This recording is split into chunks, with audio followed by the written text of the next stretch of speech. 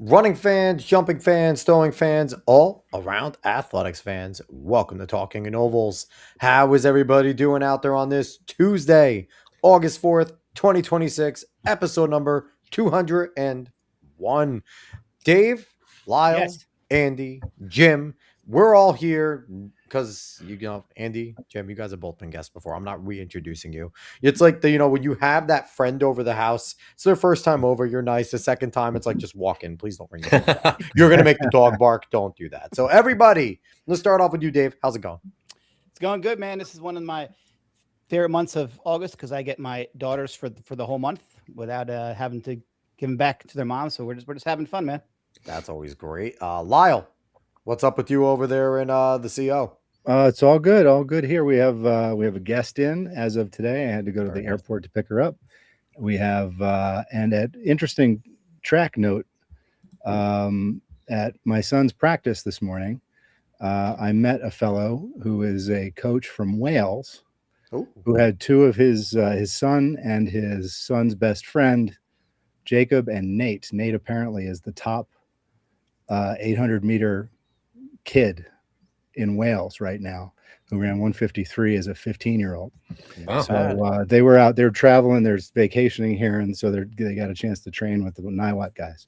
Did you Nice. happen to rib in what you do as a hobby? I do, and I'm going to talk to him again tomorrow. We need some. We need to get business cards with all of our names on them, so we can Yeah. just, like hand them out to people and everything. So Andy Martin, New Jersey track and field cross country legend. What's up, Andy? How are you?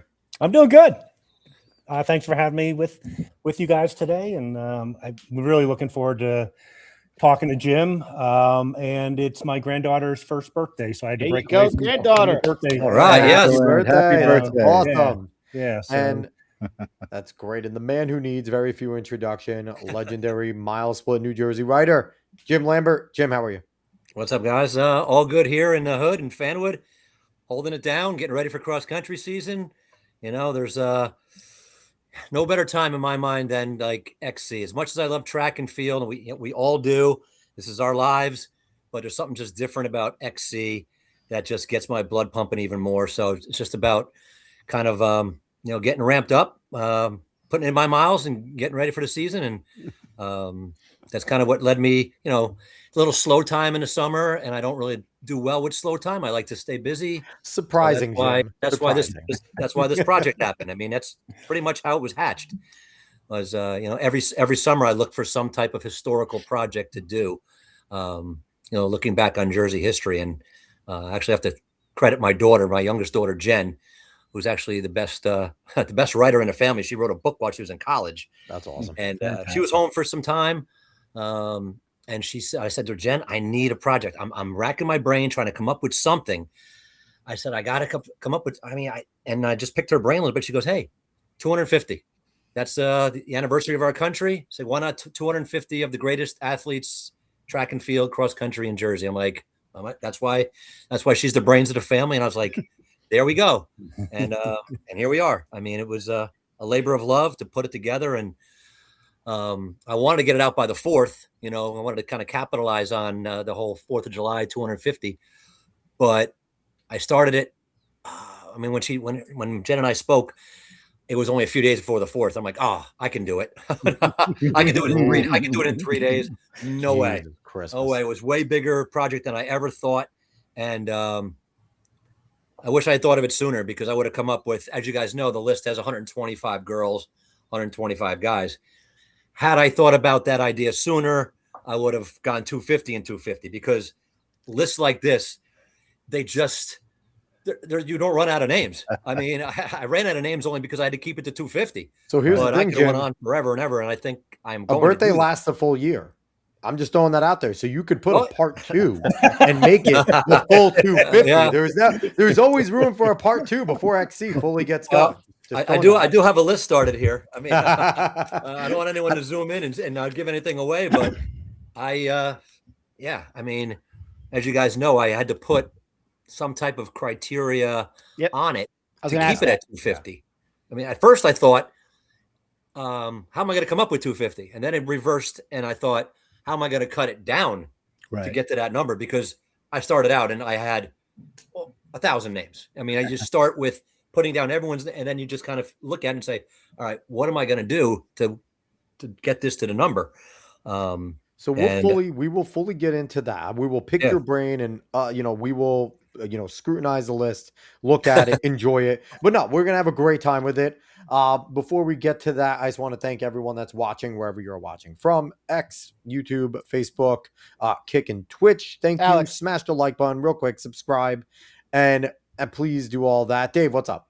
Are you and I rocking the same shirt? Oh yeah, we are. Yeah, we are. Not even wow. planned. Not even planned. Nice. All thanks to the man, the myth, and let's talk about that book real quick. Blood, Sweat, and Spikes. Lyle, where can they find your amazing book? Where can people find that? Wait. More importantly, Right where here. do you get the T-shirt? You just asked. I told Forget the Lyle. book. I I'm want like, the T-shirt. so Yeah, I want Andy, that. I flat out told Lyle, I was like, all I want is a shirt with the title. I'm like, I'm a clean guy. He's like, I can do that. I've been fiddling around with some merchandise. So on the website you can find the merchandise. Okay. But you and This I, was not Andy, planned. we'll talk about this later. I'll get you a T-shirt. This But was the, not planned at all. No, Like, no, had No, I think idea it's that- hysterical though. Was that a gift? uh, Was that a gift for the 200th episode? Is that kind of like the, No, It this was me just always trying to get free stuff from people because that's what I like to do. And I think it was when we had Lyle on after he published the book, Right. I was like, hey, I will wear your shirt on the show occasionally. If I get it, let me pimp a shirt. And, he was like, sure. And with the book, a shirt was there. So. Actually, the two of you, Dave and Alex, suggested both. You should have a T-shirt with just that Sure. on the front. Of course. And I was like, all right, well, and I looked into it to see what I could do. And so that's the shirt. There's I just did a And- on the back too, it says. Yep. Oh. Right. These are is there any other way? No. Yeah, right. Not for Many me. have anyway. tried. None Way. have been as successful, Not- right? not- not in my memory, anyhow. So where can we find your book, Lyle? Pimp your book. Where can we find it? If you can get it pretty much anywhere you get your books. All the online booksellers, it's in their catalog. Amazon and Barnes and Noble being the largest of them. Yes. Your local bookstore, if you want to support your local bookstore, you can probably order it through them without too much trouble. If you want a signed copy, you can go to my website. Just go to Lyle Smith, LYLESMITH.net, and you'll find an order form for an order blank for the book. Also, link around in there a little bit, and there's some merchandise there if But you here's a- feel so moved. Now, does the audiobook come with you reading it? Oh, the audiobook too. If you order the audiobook, yeah, you get to hear my voice for Nice. 250 pages or so. Here's How the long thing did too that that How long did that take, Lyle? how long? Go ahead. How long did To it write take, the Lyle? book? No, to- to do the voice. Oh, to the voiceover. That was longer than I thought. I can only imagine. Yeah. It's tricky because you get into it, and even I found that even though I'm reading my own stuff, you trip over things, and you have to go back and re-record, and it was probably about 2 weeks of a couple of hours a day, just Mhm. trying to kind of work it through. Okay. And and in the end, it's some people seem to have liked it, so it came out okay. Good. So also another cool thing you can do if you want to go and badger your local bookstore is if you're a runner and you like this book, you can go to them and say, hey, I was looking for Blood, Sweat, and Spikes by Lyle Smith. I noticed you didn't have it. If they hear that from enough people, and enough people, I mean like 10 to 20. If 10 to 20 people go in there looking for the same book, they'll go in and go, hey, let's go order 100 of these books. People want They'll them. order a bunch of them. They'll order a bunch. So I should hire you as my publicist. So Alex. yeah, if you like the book and you pass it to a few people and they like it as well, go to your local bookstore, your Barnes and Noble. If the Borders is still around you, I don't know if they exist anymore, but you go to your local bookstore and just ask for it. That's all you gotta do. Yeah, even if you didn't necessarily order it, just ask. Be like, I'm looking for this book. As enough people say it, and like I said, it's not a lot. 10 to 20 people If maybe you're- come in and say it. They'll order a bunch because they'll be like, obviously, there's a demand for this book, and If we're you're missing out on anywhere- money. if you're anywhere near Bernardsville, it is. I know it is in the Bookworm in Bernardsville. That's awesome. That's actually really cool to have it at home. Hey, That's Lyle, awesome. quick question for you. How long? Yes, sir. When did you start writing the book? How long? Take me through the process real quick. Like, how long did it take you? I mean, did you start it as an idea a couple of years ago, and then you finally sat down and just hammered it out? Just take me through the process, because I'm seriously considering writing one myself. You should, absolutely, 100%, and we can talk about the ins and outs of that down the road, you and I. But my experience with it was, when we moved out here to Colorado, actually, it was when it was a year later. Aiden had gone from 8th grade, going into his 9th grade summer period between coming here to Niwot, and so he joined the team. They were training all summer, so I would drop him off at 7 o'clock in the morning, and then go to a coffee shop until he was done. And I'd sit in the coffee shop, the Old Oak Coffee House here in Niwot, and I scribbled in a notebook.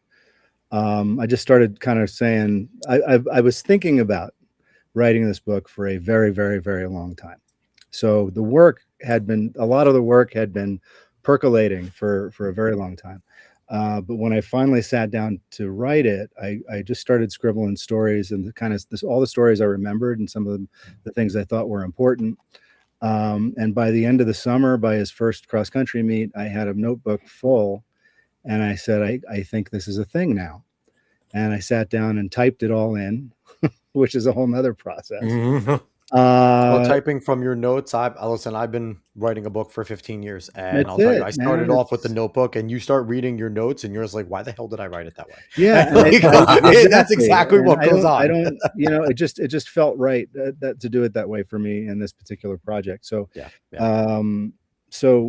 I typed it in, and then started going back and rereading it, and I added some stuff, and I reordered everything.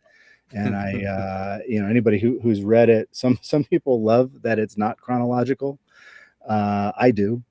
And some people have a little criticism of it because it's not chronological. But, I reordered it and added things and tried to add some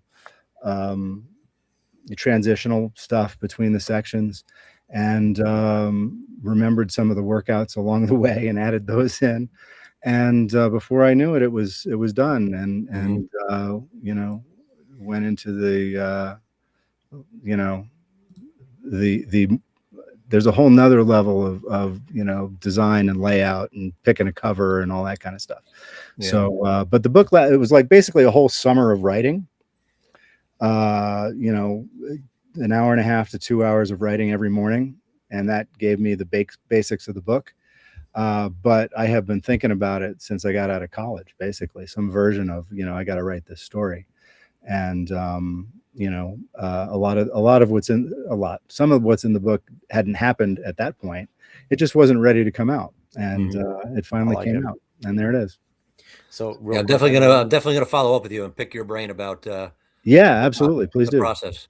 I mean, as I mentioned before, my daughter wrote a book while she was in college, so I kind of got an idea. Sure. But and at that time, I never thought about writing a book. But this summer, it's really I feel like it's the next thing for me to do, and the time is now. I think it's right, Jim, because I'm looking at my notes here. I wrote some notes before we got here.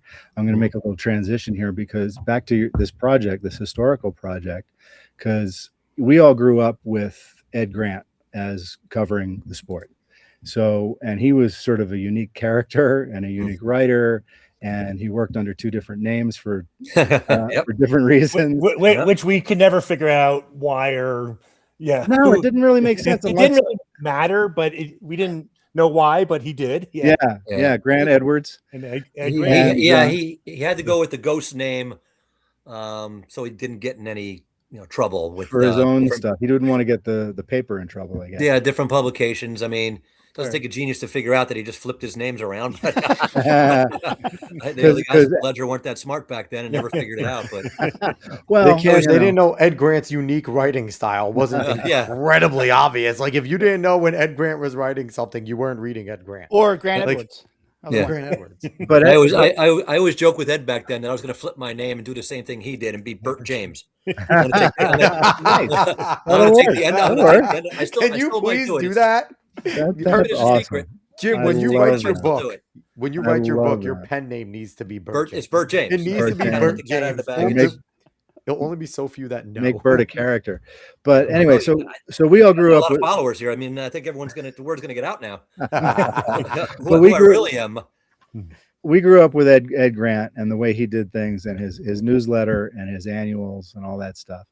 And I've followed you for a long time, Jim, and I've enjoyed all of your stuff and your depth of coverage and all that stuff. And reading this 250 celebration of athletes thing that you put together just put me really in mind of Ed Grant's kind of stuff, that kind of, and I went and looked around. I was curious because I was like, God, does anybody else have anything like this? Have other states done this? And the best I could come up with was like top 25 lists and top 50 performances and stuff like that, but nothing really like this. And so I was, everybody's going to have an opinion. This lists generate opinions, right? Oh yeah, So yep. you're going to have a lot of those. I'm sure you've probably heard some. Oh, I've gotten a few. Yeah, I've gotten a few. I've had my bulletproof vest on the last 2 weeks.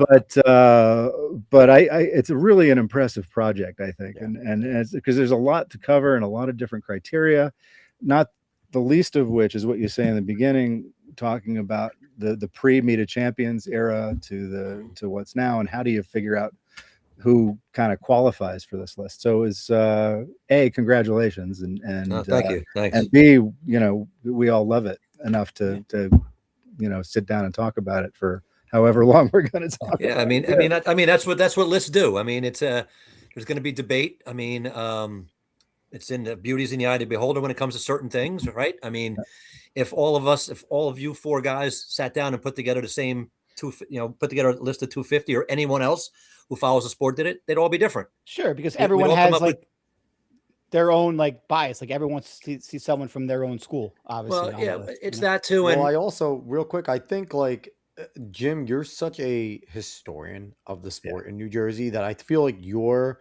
one of the rare perfect people to do it, because I've met very few people that know the history going back to when people were like, when they didn't know what a spike was in the sport. It's like, so I feel like you're uniquely qualified to do this, because for someone like me, I love track and field.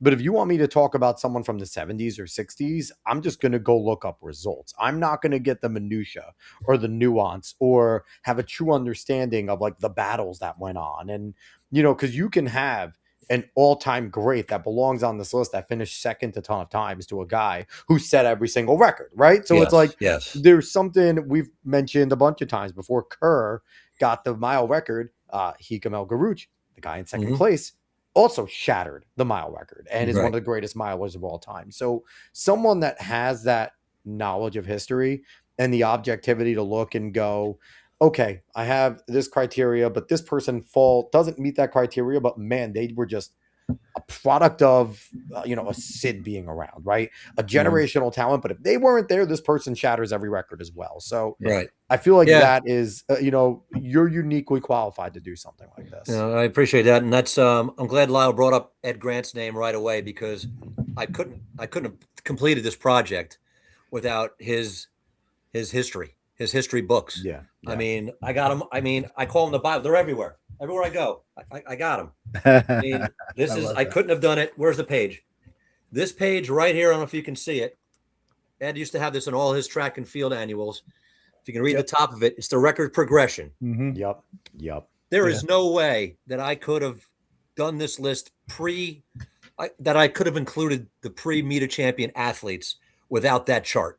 I've studied this chart. I mean, like I said, myself, Paul Schwartz, Ruben Frank, a lot of the reporters who've covered track for years, we called this the Bible. We called Ed Grant's annual the Bible, and we never went anywhere without it. I mean, and you just study it. And just poring over these numbers over the years and the history of the sport. I mean, it came from Ed Grant. He's the grandfather of New Jersey track and field. He is, he's the historian that we all learn from. And I was blessed to follow in Ed's footsteps because he took me under his wing. Yep. He didn't, you know what? He left the Star Ledger, and he could have easily have felt like, hey, I'm going my way. They have to deal with track and field on their own, and the new guy coming in, whatever. No, Ed basically pulled me aside and just Jim, taught me. Yeah, everything. could you expand a little bit on that relationship and how Mhm. it started, developed, and then sort of Yeah. ended? Yeah. I think people would be fascinated. And I apologize if you've already covered this on a previous episode, but No, I don't think we you have, know what? actually. Yeah, I don't know how deep we've ever gotten into it. I've given speeches before, and this has come up, and I owe my whole career to Ed Grant. I'm not sitting here with you guys. I'm not, you know, I don't know what I'd be doing for a living. I might be covering, you know, swimming, a different sport. Who knows where my life would have went? But Ed Grant put me on a track and field and cross country path. I started at the Ledger in 1989, and you know, Ed was there, and it's. I mean, you have to have good timing in life too, because it just so happened. I mean, a year later, it probably never would have happened. But basically, I was part-time covering a little bit of this, a little bit of that. I was asked to help Ed a little bit covering track and cross country. And he had a falling out with the Ledger, and he decided to leave. And I had, you know, like I said, I had helped out a bit covering cross country and track. And I got called into the editor's office. I was part-time. And they said, hey, we need someone to help out with track and field. You know, Ed's going his own way. And there was another reporter there at the time, Paul Fabry, a friend of mine, who did track briefly. Yeah. And then, you know, my editor told me, he goes, hey, you've been asking me every single day for a year and a half. If you can, what do you have to do to be full-time? He said, well, you got to cover track and field and cross country. We have an opening there. And, you know, I jumped all over it. And fantastic. Knew a little bit about it. I mean, I was a baseball player my whole life. I wasn't a track and field athlete. I followed the sport, you know, Olympics every 4 years, like most sports fans. That was pretty much the extent of my knowledge. That's amazing, actually. And now I started, who you are now, like, it's insane. Yeah. I mean, I never would have expected it. At the time, you just think, okay, I'm just going to do what I'm told to do. I'm going to, you know, I want to be full time. And my father always told me, no matter what you're doing, you pour your heart and soul into whatever it is you do. If you're pushing a broom somewhere, or working at a drive-through, or you're CEO, or you're covering track, you just, every day you wake up and you learn. And how I was going to learn was to learn from the best. I was blessed. Like I said, I got Ed Grant right there, the best of the best. And so the relationship started really. Ed was obviously a track official. He was still covering the sport. He was still putting out his annuals. He was still, you know, very present. And I decided this is the guy. This is the guy to learn from. So when I started covering meets, I would find out what meets, and Ed was an announcer at all the track meets too. Giving out the medals. I remember that. And basically I would find out from Ed each week what meet he was going to cover the next week. And that's how I determined my schedule. So Kearney Relays is always up first, you know, during the outdoor season. Ed would be at the Kearney Relays. I'd be at the Kearney Relays. Westfield Blue Devil meet. Boom. I followed Ed Grant to every single meet, so I could sit there and just pick his brain, to just listen. The stories he told me, and about Ulysses Peacock, 1933. And I mean, he owned Jesse Owens. He beat Jesse Owens. I think it was 7 out of 10 times in a 100-yard dash at the time. He was going to beat Jesse Owens, but he pulled a hamstring and he never got to compete in the Olympics. And Jesse Owens, who Ulysses Peacock owned, went on to, you know, to do what Jesse Owens did. And crazy. I sat there and I heard these stories about the cinder tracks that, you know, and he would bring the athletes of yesteryear to life. It was like I was watching movies every week, and I was taking notes, and I was reading and I just, you know what? I just became a student of the sport, and he was Professor Grant. And who better to learn from? I got lucky. I got lucky that I was put where I was at the time, and I had Ed Grant in my life. He's my mentor, always was, always in my corner. And I could call him up every single night. He would run down in the basement and go through his annuals and dig up. Hey, Ed, I can't find the last guy from Seton Hall Prep to win the Essex County cross country title. Oh, hang on a second. Put the phone down. I'd hear, you know, the door slam. He'd go down in the basement. He'd come up 10 minutes later with, you know, with stats. And he just, That's amazing. I owe him everything. And But to your credit, you didn't just take what he did and just, half-ass it. Like, you put in the work, and like, you have become someone that he would be extremely proud of because of all the hard work and the knowledge that you have. So like, you took what he gave you and you made something incredible out of it. So I'm sure Ed is super, super proud that you were there at that time. So he was lucky too, because his legacy, if it wasn't for you, this young generation wouldn't even know who Ed Grant is. So you are keeping his legacy going too, which is well, I mean, he literally passed the baton to me, and he did not he wanted to see the sport get the best coverage it could get. Like, he just loved the sport, and he wanted to help me because, you know what, I was the new messenger. I was the one getting it out statewide, and like I said, I think it speaks to his character too. Yeah. Lyle and I were probably, between the ages of 10 and 17 when we knew. I still want to call him Mr. Grant. It's like an old school teacher. You can't call them by their first name, but I think it speaks, and it's something I hadn't heard before, obviously. And I think a lot of the listeners haven't. The character for him to have a falling out with the Star Ledger and then take you under his wings and mentor you for the Star Ledger. I mean, that just speaks volumes about the man. It certainly does. I mean, he's one of the best guys I've ever been around in my life. He's a great person. And like I said, I mean, I was just fortunate to have Ed Grant in my life. And I felt the responsibility too. Like you mentioned before, it's one thing to take over from someone and learn, but he showed me how to treat athletes, treat coaches, build relationships, sources, and things. So to become not just someone who could take the times and put them, in print, but get the story behind the story, like the training, and to build the confidence that the coaches would have in you to come to you with information and the trust.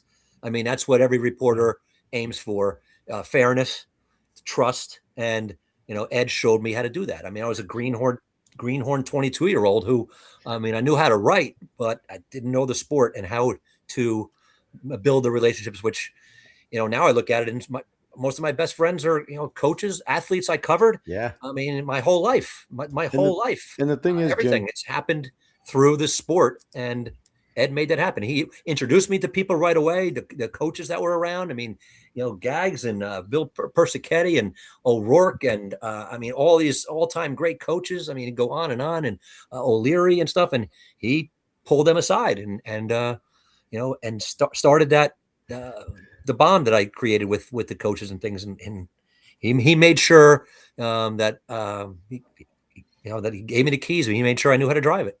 That's awesome. So, well, he oh, go ahead, Lyle. I'm sorry. I was just going to say he cared about doing it the right way. Yeah. Yep. He cared. I came up. My first job out of school was as a reporter. So I was a reporter and an editor for the Morristown Daily Record for a while, and then the Burnersville News Group, working for some of their other. Wayne Valentine writing for the. I knew Wayne Valentine. I knew Wayne Valentine when he was reporting on running growing up. Yep. And then I got to know him at the paper even better. And I knew his son, Randy Valentine, who Andy ran with back in the old Hunter and Harriers days. Yep. But it's clear. I love to hear the story, the way you tell it, because it's he clearly. I write about it in my book in terms of the Bernards thing, where the people ask what the secret is, right? And the big thing is when you come in, you start to feel part of something bigger than yourself, right? And I think that's one of the things Mr. Grant had was that he was there serving the sport. He wasn't there serving himself. He wasn't there serving the Star Ledger. He was there serving the sport and the people who participated in the sport, including right down to the officials and everybody else. So and to hand that off to you, and basically, you learn how to be a newspaperman, right? You know, and that's just an indispensable thing as far as how to recover a track quickly. I just want to piggyback on that, Jim, and just say that to your credit, obviously Ed Grant's a legend, but to your credit, you just didn't try to recreate Ed Grant in your work. No. You became Jim Lambert. You became the face of track and field for, at least for me. Growing up, Dave, I believe as well. we knew who Ed Grant was. We respected Ed Sure. Grant. We still followed, Ed Grant's like all the things that he did.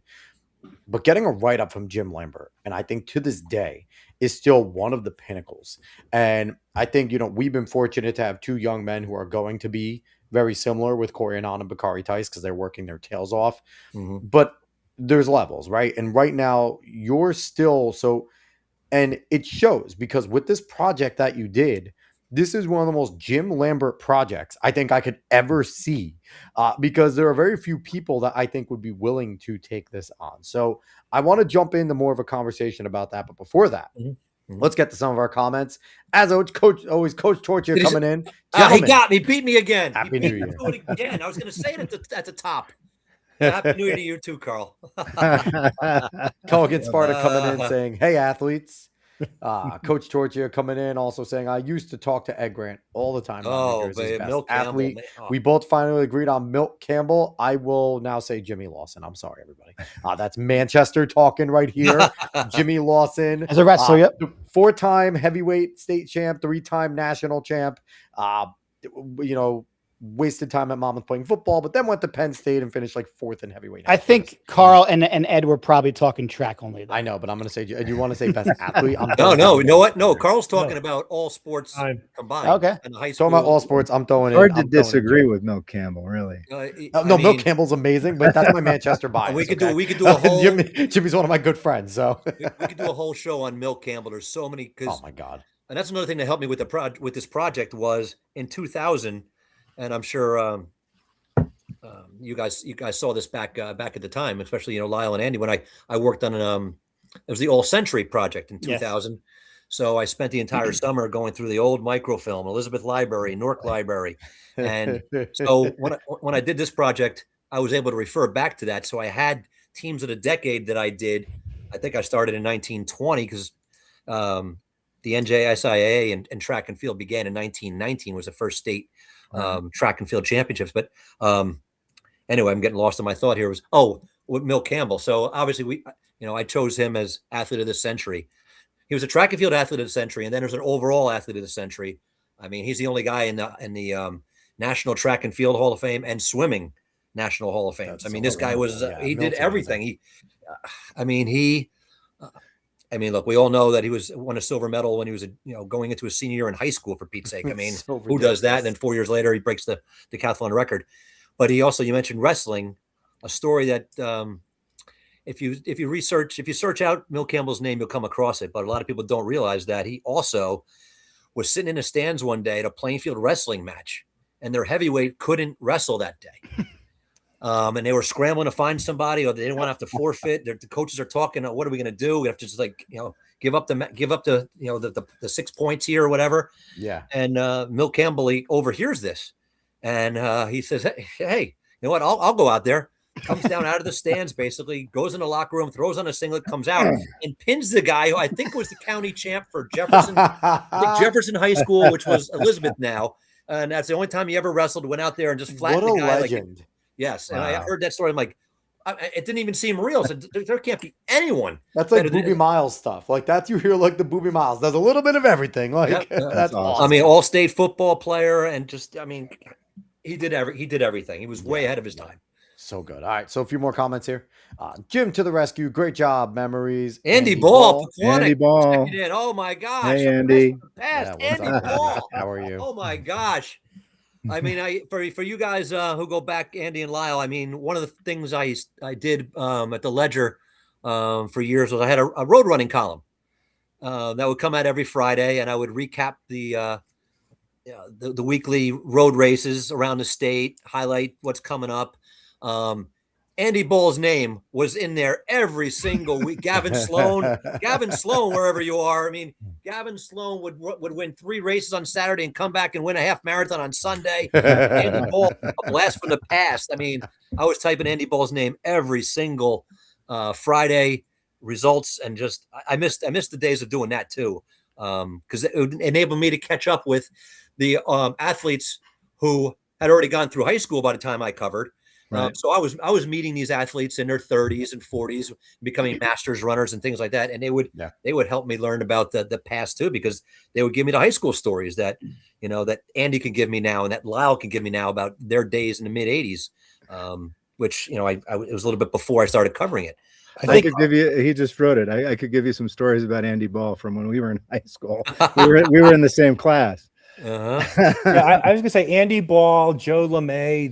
Joe LeMay. Oh my Joe God. LeMay. Those are two names that maybe weren't superstars in high school, but boy, when they got out of high school and college and post collegiate, they just tore it up. Yeah, they tore it up. And yeah, absolutely. I'm Andy. I'm so glad you brought that up, because one of the things I know I jotted down in my notes somewhere was to kind of explain the list I put together, because a lot of people don't read. They see the headline, they go right to the list, and if you don't read the criteria, you're going to think, "What the heck was Jim smoking?"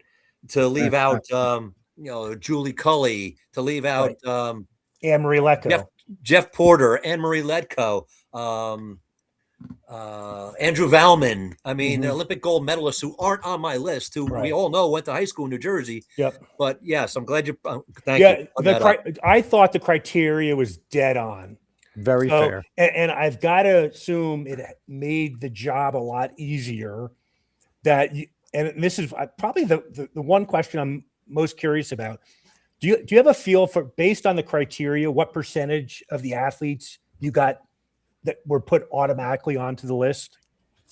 That's a great question. No, and I meant to break that down along with areas in the state too, or schools that might have 10. Just give him more work, Andy. Give him more work. It wasn't enough that he gave us 250, Andy. Give him more work, Andy. Hey Jim, what ballpark was it? 70% landed on the list automatically, 80, 90 ballpark. Well, it's funny. I kept changing the criteria because I couldn't get down to 250.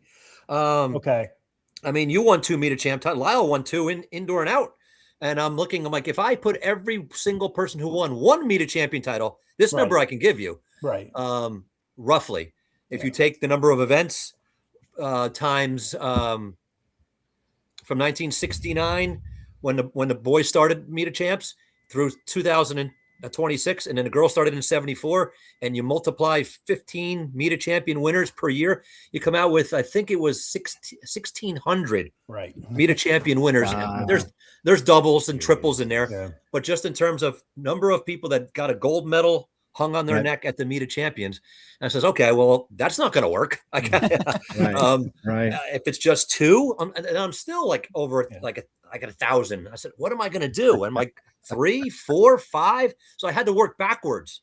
I worked to see who won the most meet champion titles. Then you had the automatics on there. I mean, you had, like Milt Campbell, you start at the very top, Sidney McLaughlin, Joetta Clark, you have the all-time Mount Rushmores, and then you work your way back.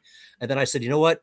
State record holders, that's automatic. Yep. Right. So that was, you come up and there's boom. Then all of a sudden I'm like, oh, wow, I got there's cross country, Homedale. I thought, all right, no boys has ever won 3 meet champ titles at the meet champs in cross country. You guys don't know how tough that is. So I'm like, okay, 2-time meet champion winners in cross country. That's a dominant athlete who belongs here. So then that seemed like an absolute automatic to me. That's an automatic. Yeah. So I'm going to say there's probably 150, probably of the 250 that were automatics. And then I said, you know what? I need to recognize the athletes who maybe didn't win as much because they were coming around at a time where they're running against John Marshall, or they're running against Marty LaCory. Of course, they don't have meet champion. Of course, they don't have meet champion titles. So then it came down to the all-time list. Who's the second? Who's number 2? What's the deepest events, and how can I do this without having 50 distance runners on them and 5 jumpers? You can't do that. But now, Jim, were you also looking at like the era? Because the all-time list is there, but like comparing someone running something fast from 1950 as opposed to now, like a 410 back then is very different than a 410 now. Well, that's why I went to Ed's list, that record progression. Yeah. I said, I am going to come up with the big breakthrough barriers.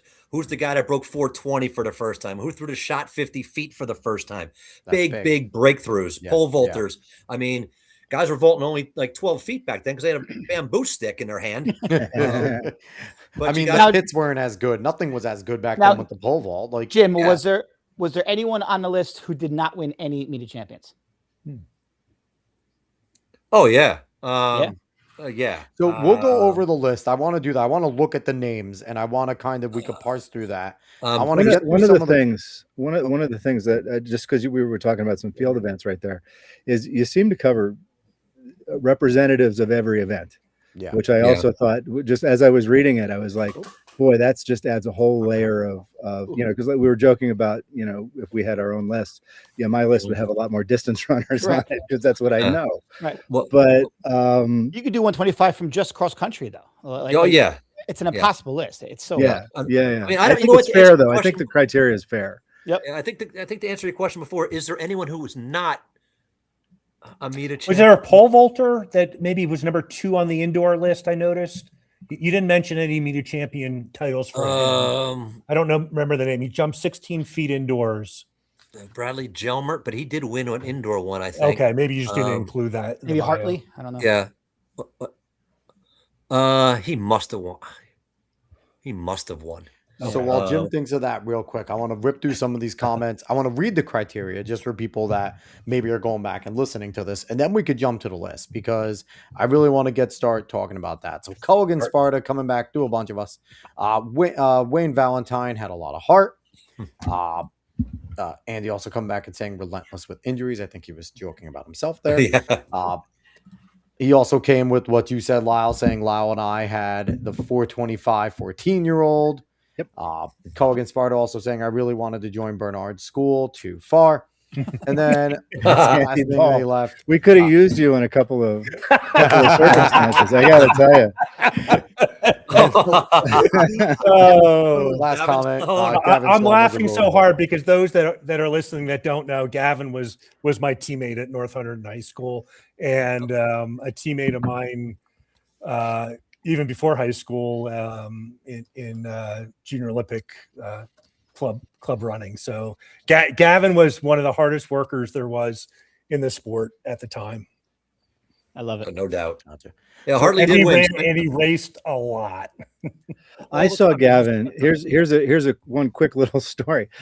My parents bought a place in the Catskill Mountains, so we would go up skiing, and we're driving one morning up to the next town over, which is up over this one hill and up to the entrance to the ski area, and we cross over, and I'm like, who is that running on that road?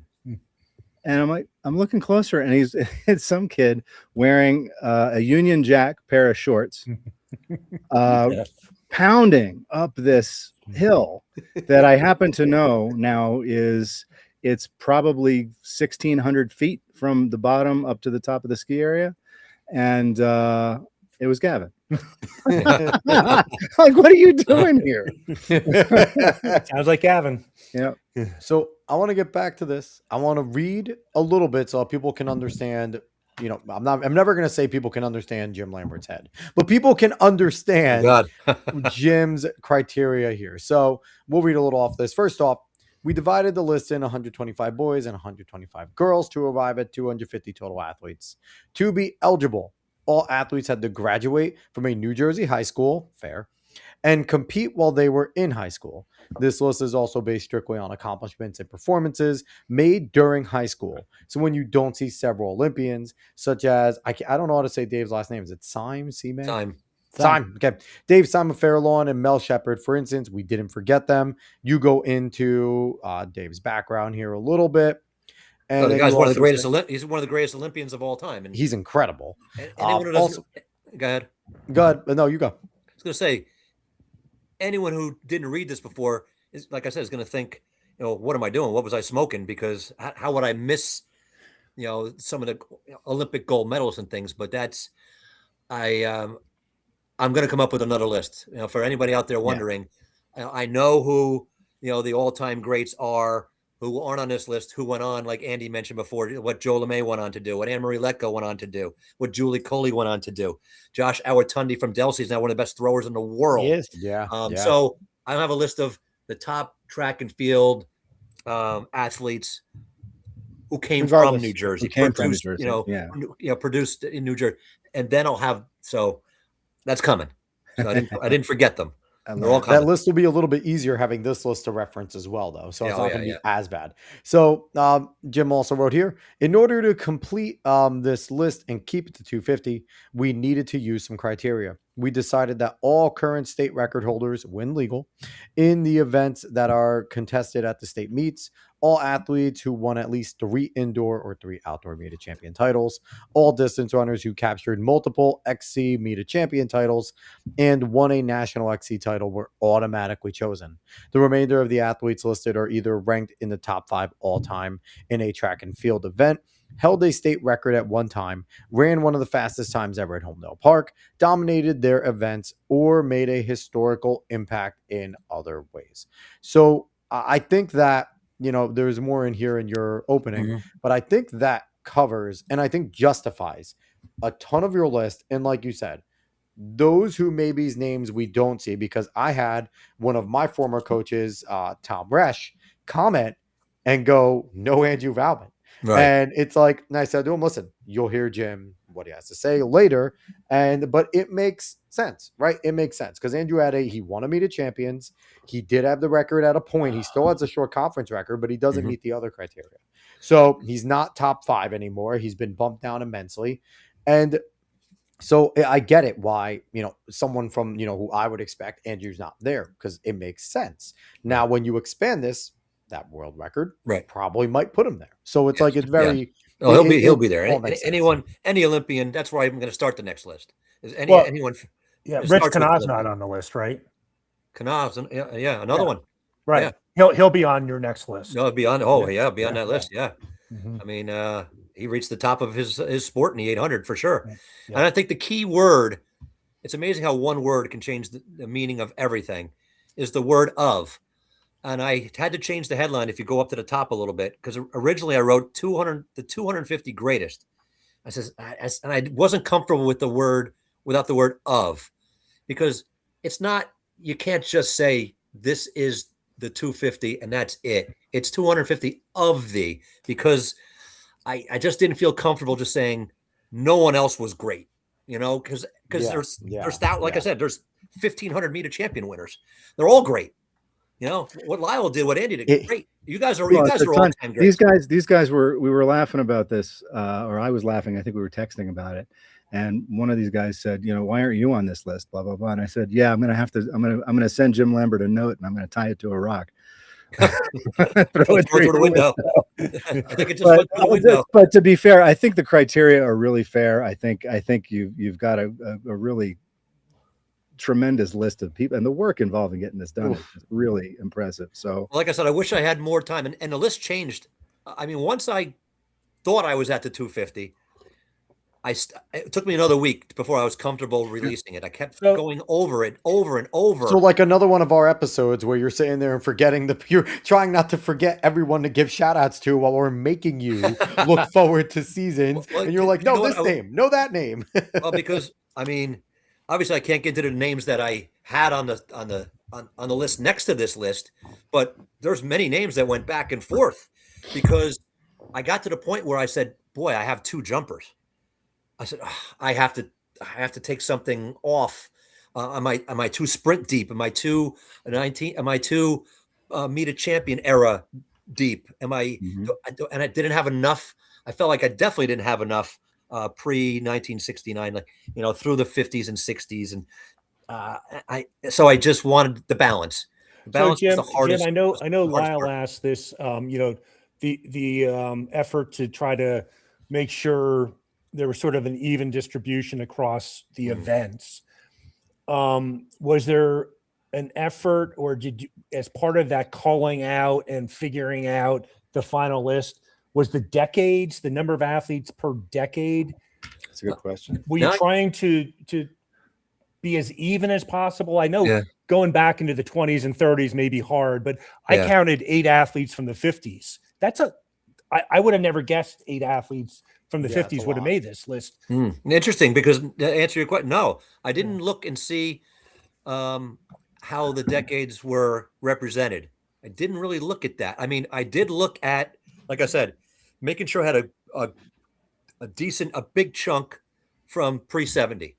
I wanted to just make sure that I had a good representation for those athletes. And then the 50s was just a big boom. It just turned out that that's when, somebody, I think that's when the what was the mile record? Well, that's when I think Rosendahl hit the 60 feet in a shot, 170 in a discus. And then there seemed to be just a big jump from the 40s to the 50s in terms of performances. And so that's why you're seeing the 50s like that. I think almost every state record was broken multiple times in the 50s. Well, I think you called out Tom Skuk. I'm probably going to Tom Skuka, yes. You mentioned him. Yeah, he was the first one to break 420.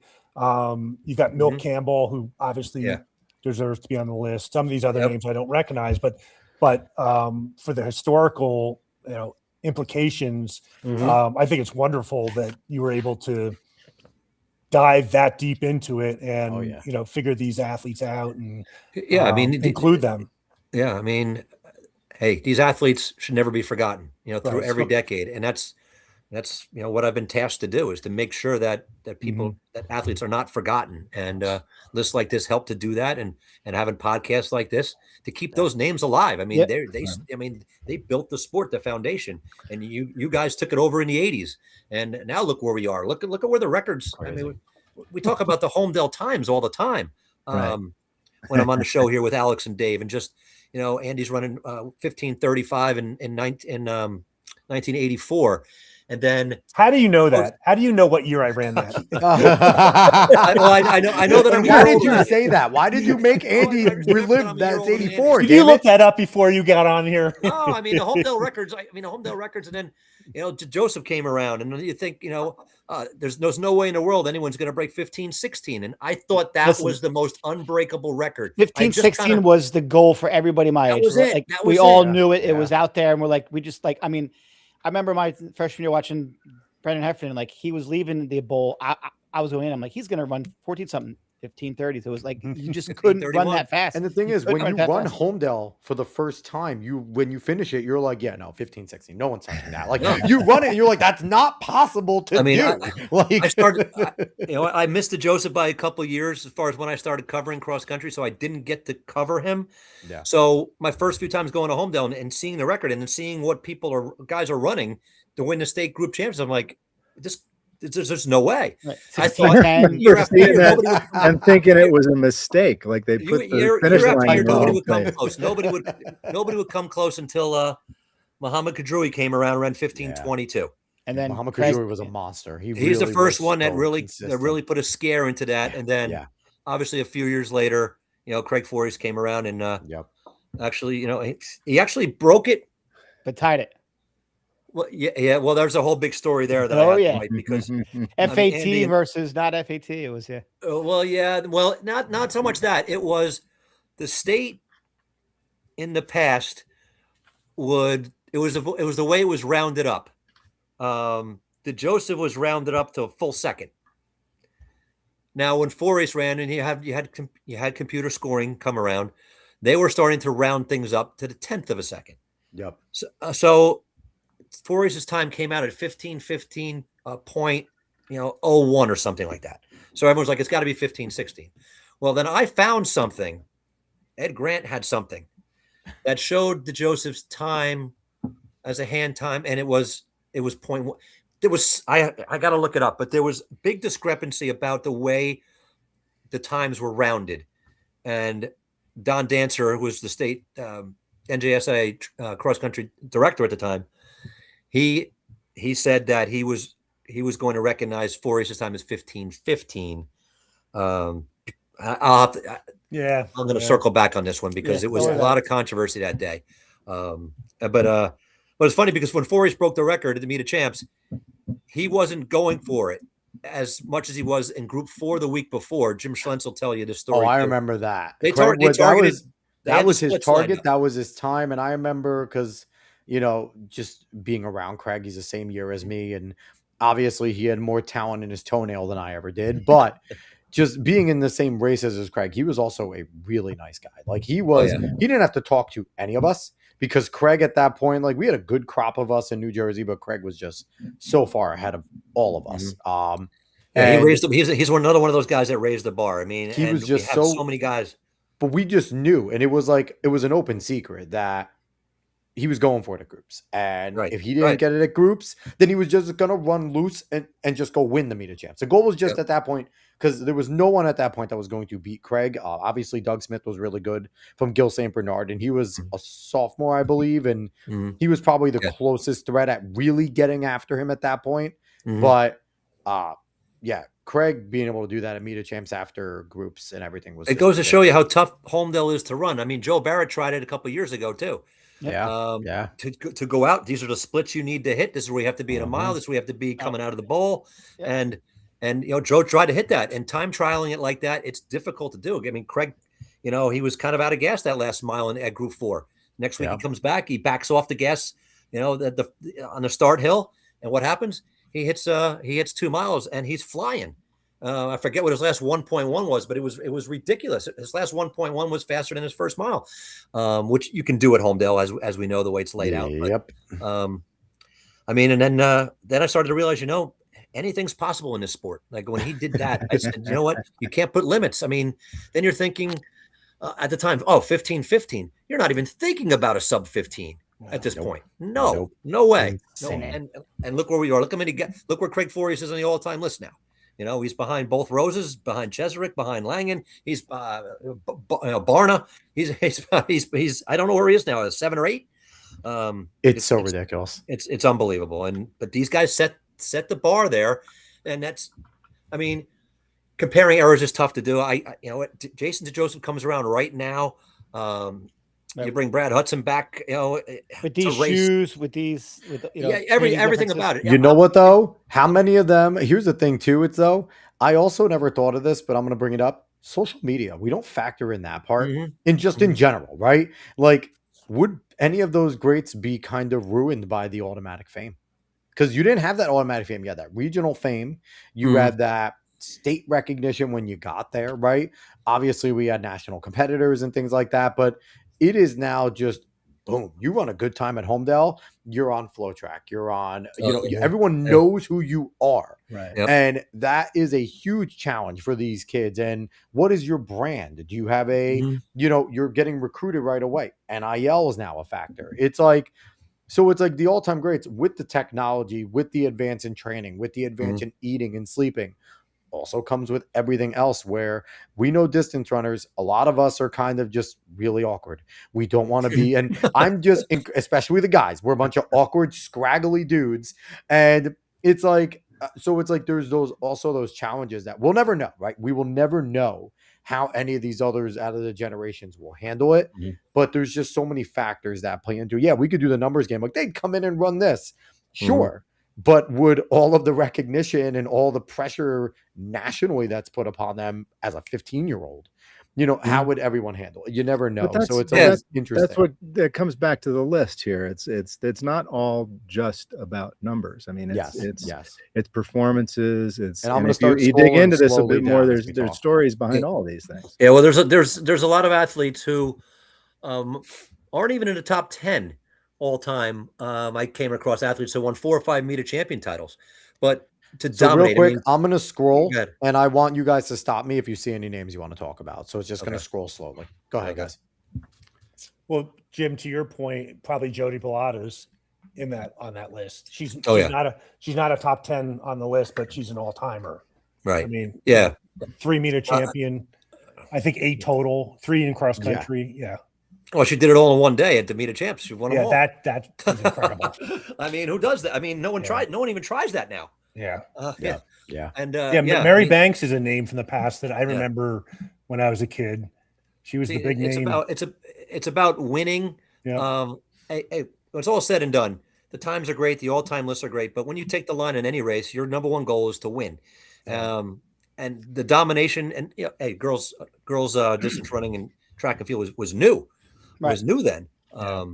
So I love, there's a lot of I have a lot of pioneers on the list, a lot of trailblazers on the list. Right. You'll see, for instance, I felt it was important to have Chronic from Franklin. You'll see him on there. He won the first cross country meet champion title ever back at Ocean County Park.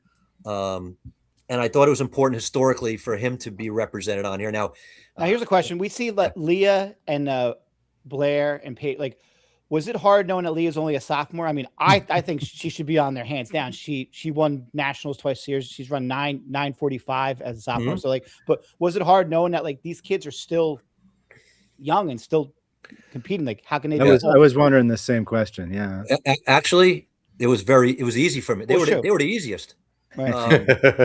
When you get past the state, when you get past the national, champions and you get past the state record holders, Yeah, I mean they're right up on the all-time list, and they're Leah's won. I mean, Leah won Nike Indoor Nationals and Nike Outdoor Nationals handily.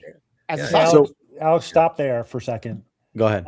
Jody Bellata, is the 11? Is that an all-time record? It was. Okay. Siani win, right? Siani won, yes. Yeah. Olivia Baker and Sydney McLaughlin came around, and they matched that. They matched 11. Yeah. And then Siani broke it this year. And Siani broke it. Yeah, Siani, she had it indoors, and she just added to it. I think she finished with 15. It's unbelievable. Yeah, it's insane what she There's has. a name. The Dawn Bowles, man. What an absolute legend. Yeah. But Bellata obviously has the 3XC titles, where obviously Sydney McLaughlin and Olivia Baker, all their titles came on. They have 11 that combined on the track. Right. So obviously the distance runners obviously have an advantage here because they have the extra season to try to win some titles. But I try to factor all that in there. And yeah, I think Jody won the 3,200 meters all 4 years. If I'm, I think she did. Well, she had the 3 in cross country. She had 8 on the track. Yeah, I think it was 4 there, and then she had the 16, the 8, and she must have won a couple indoor too. I don't think she won any indoor. So Jim, go ahead, guys. Go ahead. Maybe she did. One of the things, Jim, that when I was first looking at the list, I was terrified because I'm like, did he rank them first best to like 125th? I'm like, how did? And then I saw that in alphabetical order. I'm like, he is a smart man. Like, I was sitting there like my heart dropped for a moment, going, did he really do first to 125th? Like, you were smart doing that. Was there anything that crossed your mind to potentially try to maybe rank them, maybe decade wise, best in the decade, like something like that? No, I started to do it chronologically. Then it just got too jumbled around, and I needed some order to it. And I learned a long time ago with all state teams and other teams I put together that when in doubt, alphabetize. It's easy for people to find a name that they're looking for. Hey, let me see where. Let me see Hazel Clark's on here, and just to scroll down to the C's. Hazel Clark, Joetta Clark. So I mean, it's funny because like that we've had a lot of like siblings throughout the years. Like obviously the Clarks made it. Now, was it hard picking one like Guiney twin, and it looked like there was only one Barber twin? Like, was that hard trying to pick like which twin to actually pick? Yes. Because you have both Roses and you have both Trotters. Yes. I was just curious, how extremely difficult to have one Barber, not the second. And one Guiney. Look, Maggie Guiney came on very, very strong her senior year. Gave him that 1-2 punch, and she ran fast at home though. But she never quite got to Kate's level. Correct. As far as the times. So it's difficult. I saw Kate this morning. The Barbers.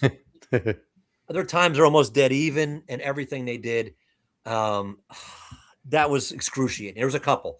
That one was maybe the toughest for the girls, and John Richardson, Ocean City. He was mine because he won the 8 and the 16 in the same day. He's the first guy to do that, and great monster. At 150.409. I think he split like a 149 too on a. He was an absolute hammer, an absolute stud.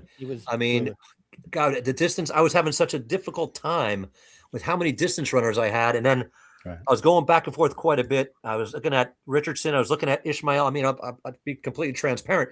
I was looking at Richardson and Ishmael Muhammad from Oakcrest. I'm saying, I got Muhammad who runs 140. He runs faster than Robbie Andrews in the 800 in high school. How do I not have him on there? He's run 148.52, I think it was. Yeah, I was meet a champion record. Only John Marshall's ever run faster, in this state.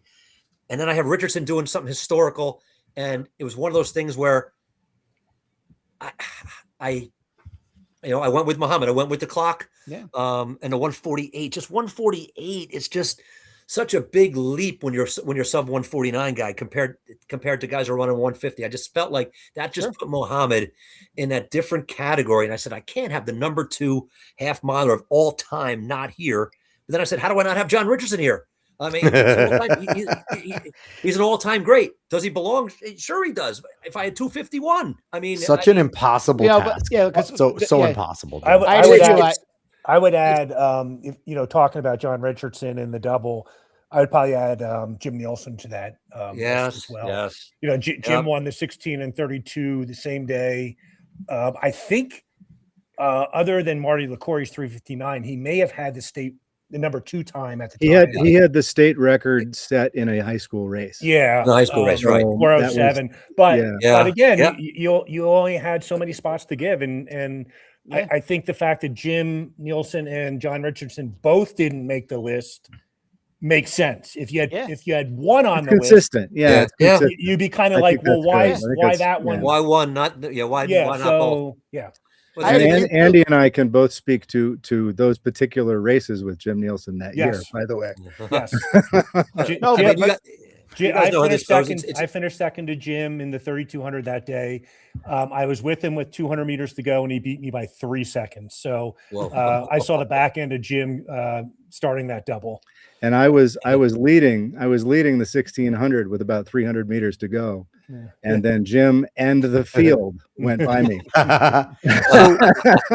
Jim, where would you rank Natalie Dumas currently? Because we talked about Blair, we talked about Leah Page. Natalie, where would you rank her? She won 4 national meets overall. Overall, just as a track and field athlete, men and women, where like her feats are something I don't know if we are going to see somebody do what she's done over 2 years. 2 years of just it wasn't just her junior year that she did the 3-peat at Mox and Nationals. She came back and dominated. No, she's by herself in a whole different category. Yeah. I've been asked this question a few times. She's the greatest track and field athlete possibly we've ever seen. I'll be up there. The versatility. See, the category is the versatility. The 400 hurdles combining with the 800, the 400. She's also run some fast 200s. It's an unusual mix, is what it is. It's really the most versatile. Sub 5 in the mile, I'm sure. Sub 5 in the mile. She qualified, I think, for the group championships in cross country. She ran. I think she ran pretty good in XC. Yeah, out of sectional, she got to home though. She qualified for the group championships in cross country. So her range is from 200 meters to 5K. I mean, no one else. And there's one other thing about her. I think as well. Yeah. One other thing about Natalie. Jim, is you okay? Here's I break it down like this. Sydney McLaughlin to make the Olympic team at 16 years old in 2016 is the greatest accomplishment by a high school girl, maybe in U.S. history. You have to go way back to find someone that young who qualified for the Olympic team. Sydney's 400 hurdles, 2016 Olympic trials to make the team at 16 years old. I list as the number 1 greatest accomplishment for a high school girl. Maybe in U.S. history. Mill Campbell, same thing for the boys to get the silver medal when he was going into his senior year in high school. That stands alone at the top as the number 1 accomplishment for a New Jersey high school athlete. I look at Erin Donahue as 800, 1632, and javelin. She won 15 out of 16. So ridiculous. Group championships. She 15 out of 16. She went 4 for 4 in the 8, 16, 32, and she went 3 for 3 in the jab. She didn't throw the jab her freshman year. She would have won that. Dominant.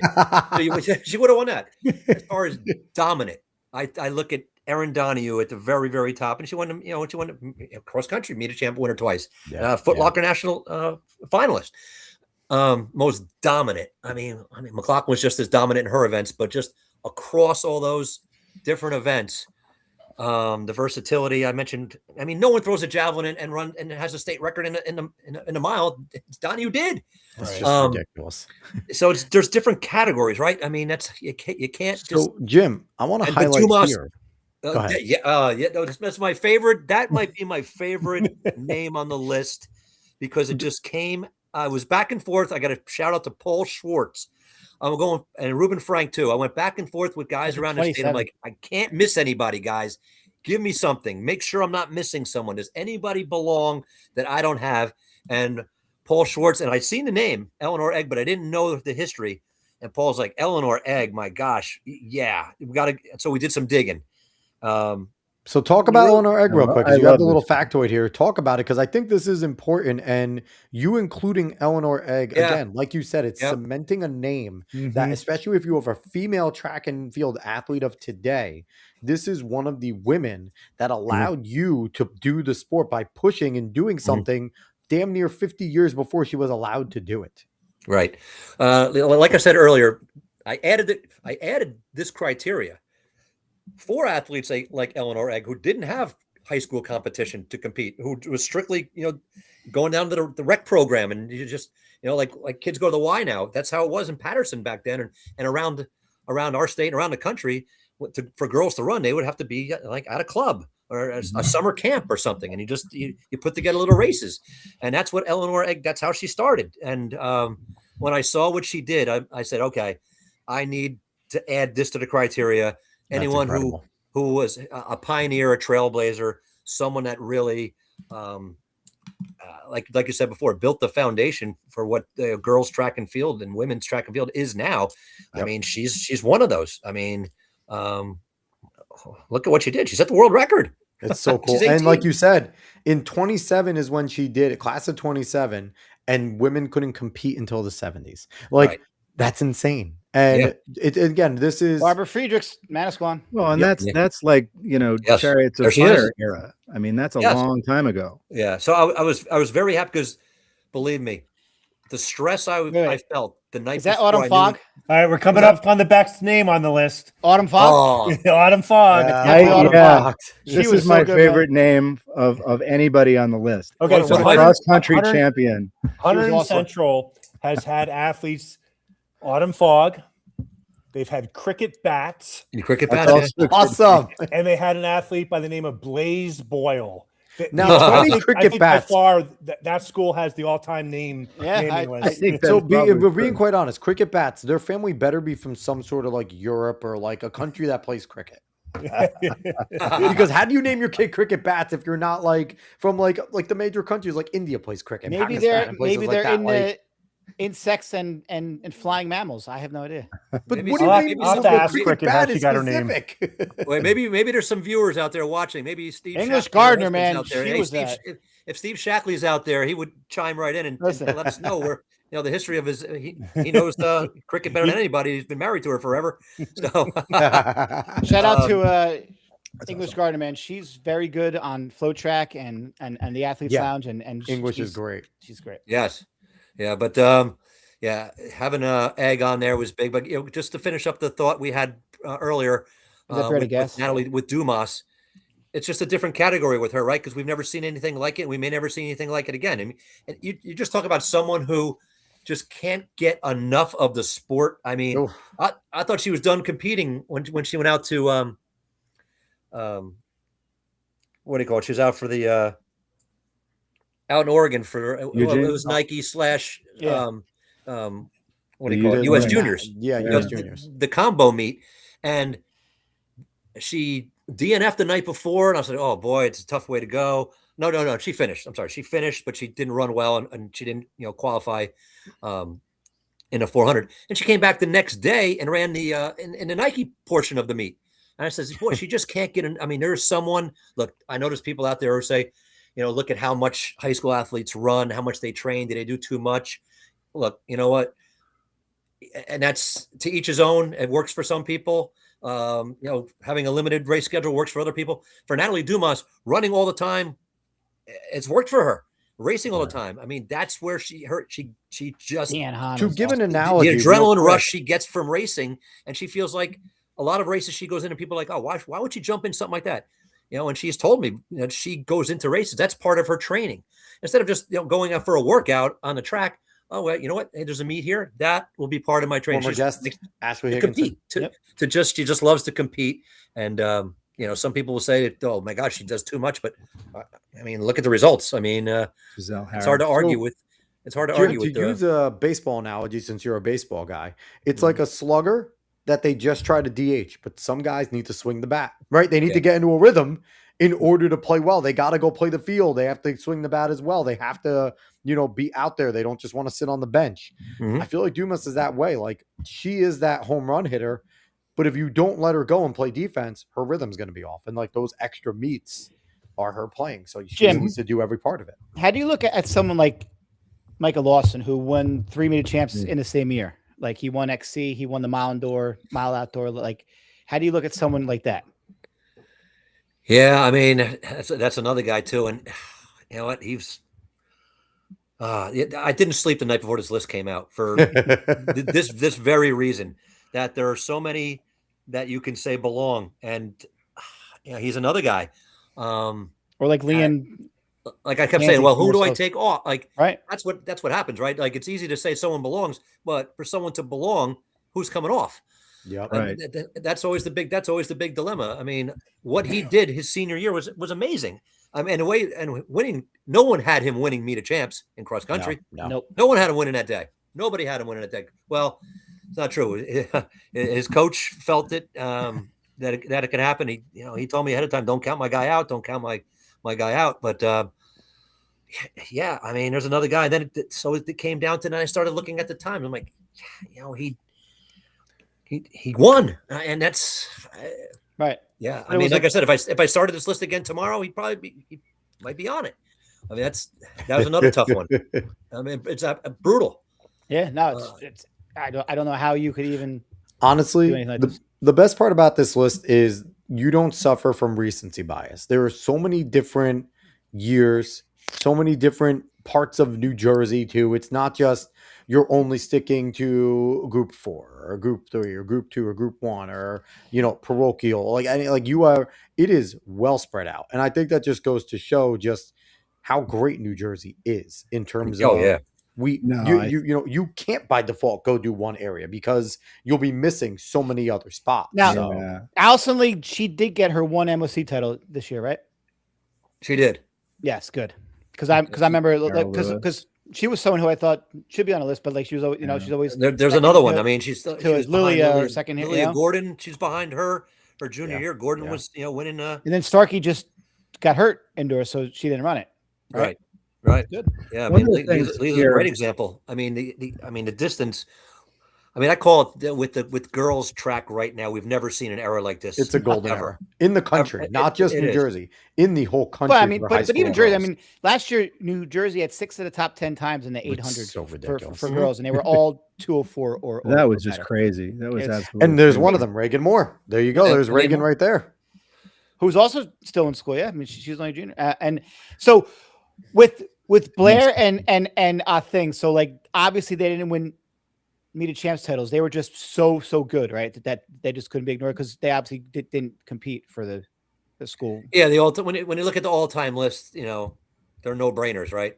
When you're number 3 all-time in a state and number 4, in another event, and have state records in 3 other events, and you're that dominant, you can't hold that. You can't hold it against them that that they're that Blair goes to a school that and it's not a member of the NJSIA. I mean, there's Josette. She's great no matter where she does it. I mean, she's. Lyle, do you see Josette a lot out there in Colorado? I don't. I really don't. I met Robbie for the first time at an event Andy Martin invited me to. Nice. Robbie's the best. We do see a fair number of people around though. I saw Kate. Kate Guiney. I was going to say Robbie. Kate Robbie. Well, that's her name now. This morning, she was at practice picking up her daughter Lila at practice this morning. So but one thing just occurs to me because we're spending a bit of time talking about who didn't make the list or who might have made the list for if things were if it was a Wednesday instead of a Thursday that you dropped it. But the truth of the matter is, as I look through this, and I've looked through it numerous times, there's nobody on here who doesn't belong on the list. Agreed. It's like I don't think there's a mistake here at all. And that speaks highly for it, because there's always, whenever somebody does like the Firecracker 400 rock and roll songs, somebody says, that doesn't belong there. Right. There's nothing here. There's nothing here that doesn't belong. It's an impossible list. You know, to like you're never gonna make everyone happy, and there's always gonna be, and just like Jim said, he was second guessing himself so many times. Yeah. Oh yeah, second, third. I mean, I was up all night. I mean, to Lyle's point, that's what made the easy part about this is I pretty much knew there was almost no way that there would be someone looked at saying, "What are they doing here?" Because there's so many. There, like I said, I started with over 1,000 names. Any one of those 1,000 names can be on here. Incredible. I had to make Alex, I just had to make the criteria. What's up? Sorry, scroll back to Michelle Rowan. But Jim, I'm sorry to interrupt. Go ahead and finish your thought. Sorry. No, I knew, like what Lyle said, there's no one you look at here and say, "Oh, what are they doing here?" And that speaks to the talent and the state and the depth, because I had 1,000 names and I could have put any 250 of those 1,000 names on it and probably would have said the same thing. They probably, because you see that sometimes. You see, like, even like all state lists, sometimes you see people who make third team all state, and you're like, why'd they pick that? You know? Yes. But there's nothing here that doesn't belong. This is really, it's Michelle Roma, man. Think about it. She had the mile record for 43 years, the indoor record, 443. And then look how many times it got broke, and then it got smashed like 3 times in the past 5 years. Yeah. But how about, I didn't know this. This is a great stat.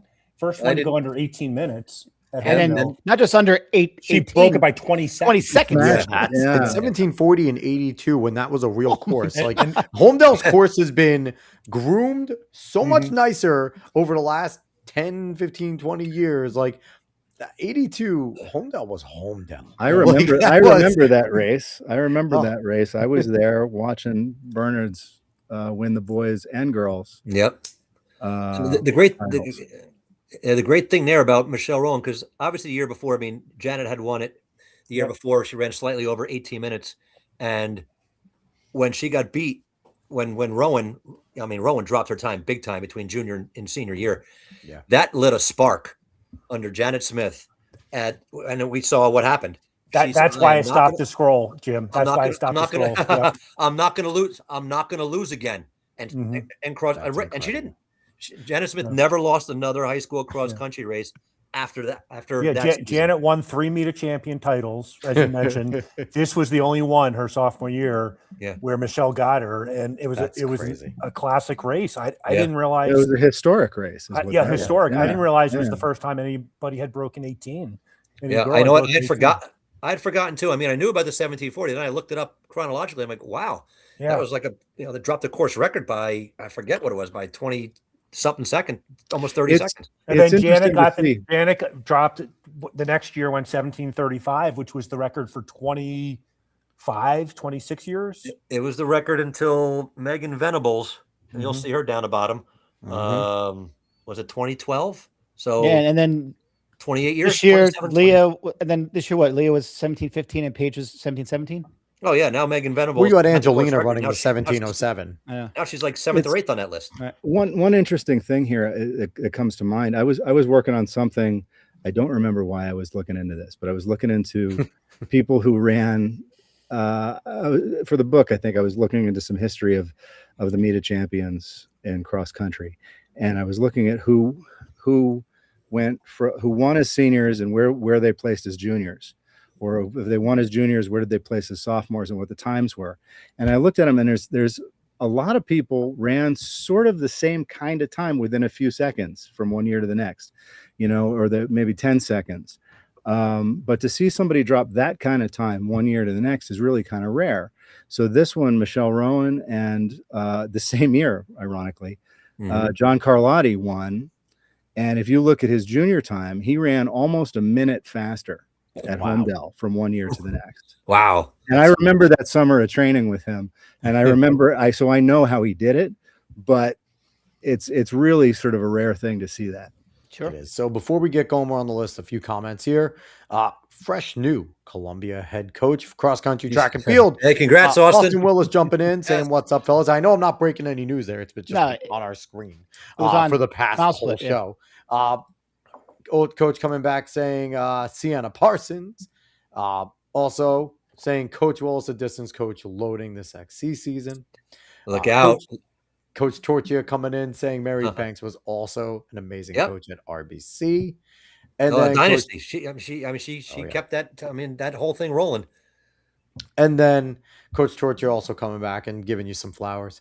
Jim, you are a legend for putting this list together. This was a Herculean effort and done very successfully. So Agreed. let's keep rolling down the list. We're on the ladies' S's. We haven't even gotten to the gentlemen yet. Hey, stop with So- Megan Venables for a second. I want to see if that was 2011 or 2012 when she. Well, we just got said a very few. well. We got a few names on this list we might want to stop on because we have Paige Shepard coming up, who Paige, is amazing. Still is unwritten because she has another year to. So what are the Hey, watch out! chances, Jim? World Junior starts tomorrow. Paige will be in action in the first round of the 800. I think Natalie's up in the 400 hurdles on Thursday in the first round. I just So read what's- something.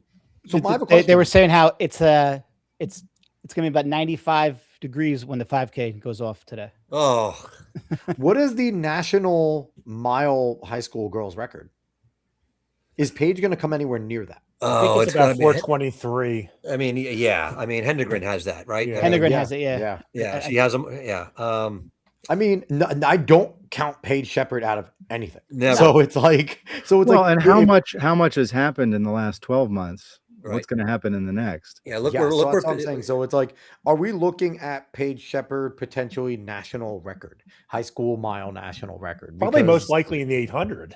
yeah, she can which get is them both. crazy to think because the mile was for the up until this year, really, the mile was it for her. Like she ran a good 8, but the 8 wasn't her focus. And now, look out! You, Like, you gotta believe she's thinking about it. Yeah, Oh, no, Isn't she within a second of the 800 record? What? Yep, she's national record in the 800 is 159.04, I believe. Yeah. She's I too would Julia say she's fast. Whitaker. right there. Julia But again, Whitaker. we She's- all know a second in the 800. That's Yes, really yeah. hard.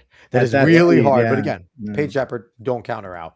So obviously you have Paige Jim. here. Jim, just a quick aside.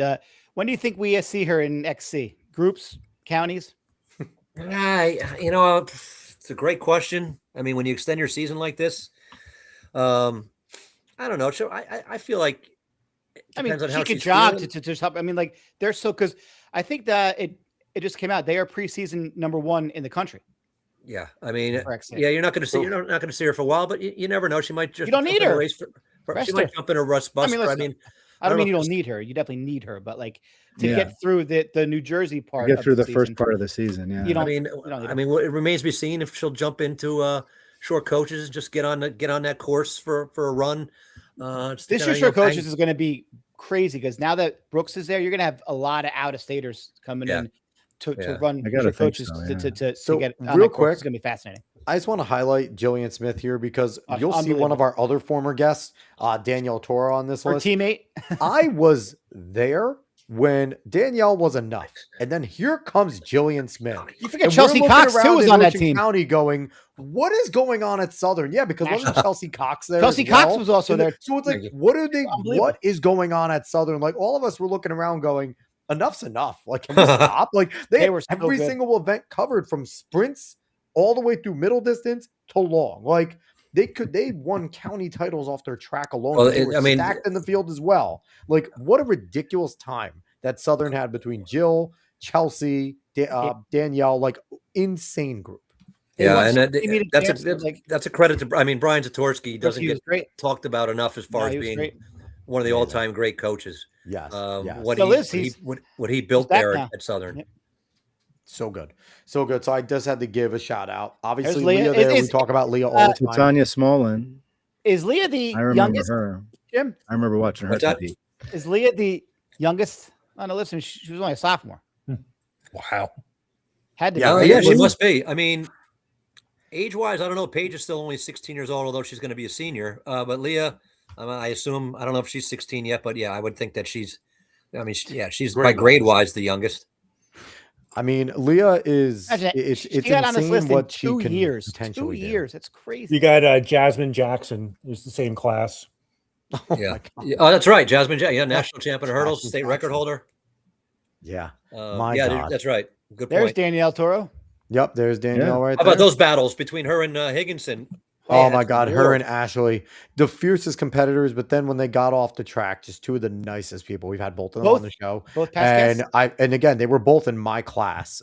They were both '07, and two personable people. You can go walk up to them and talk to them. They weren't too big for their britches. Like just you could tell because they're just awesome people. Well, you now. could tell. Still. I mean, would any girl wear the uniform that Daniel Toro is wearing today? No, they would all be like the tighter shorts and everything. Like she's just out there running fast, man. Yeah, I loved her. Higginson. Danielle was so good. As great as Higginson was in high school, what she did at Steeplechase, Princeton, At I Princeton, mean, she my missed the God. Olympic team. I think she missed the Dude. Olympic team by one place in The steeple. Trotter sisters were amazing too, man. Trotters Yeah. were good.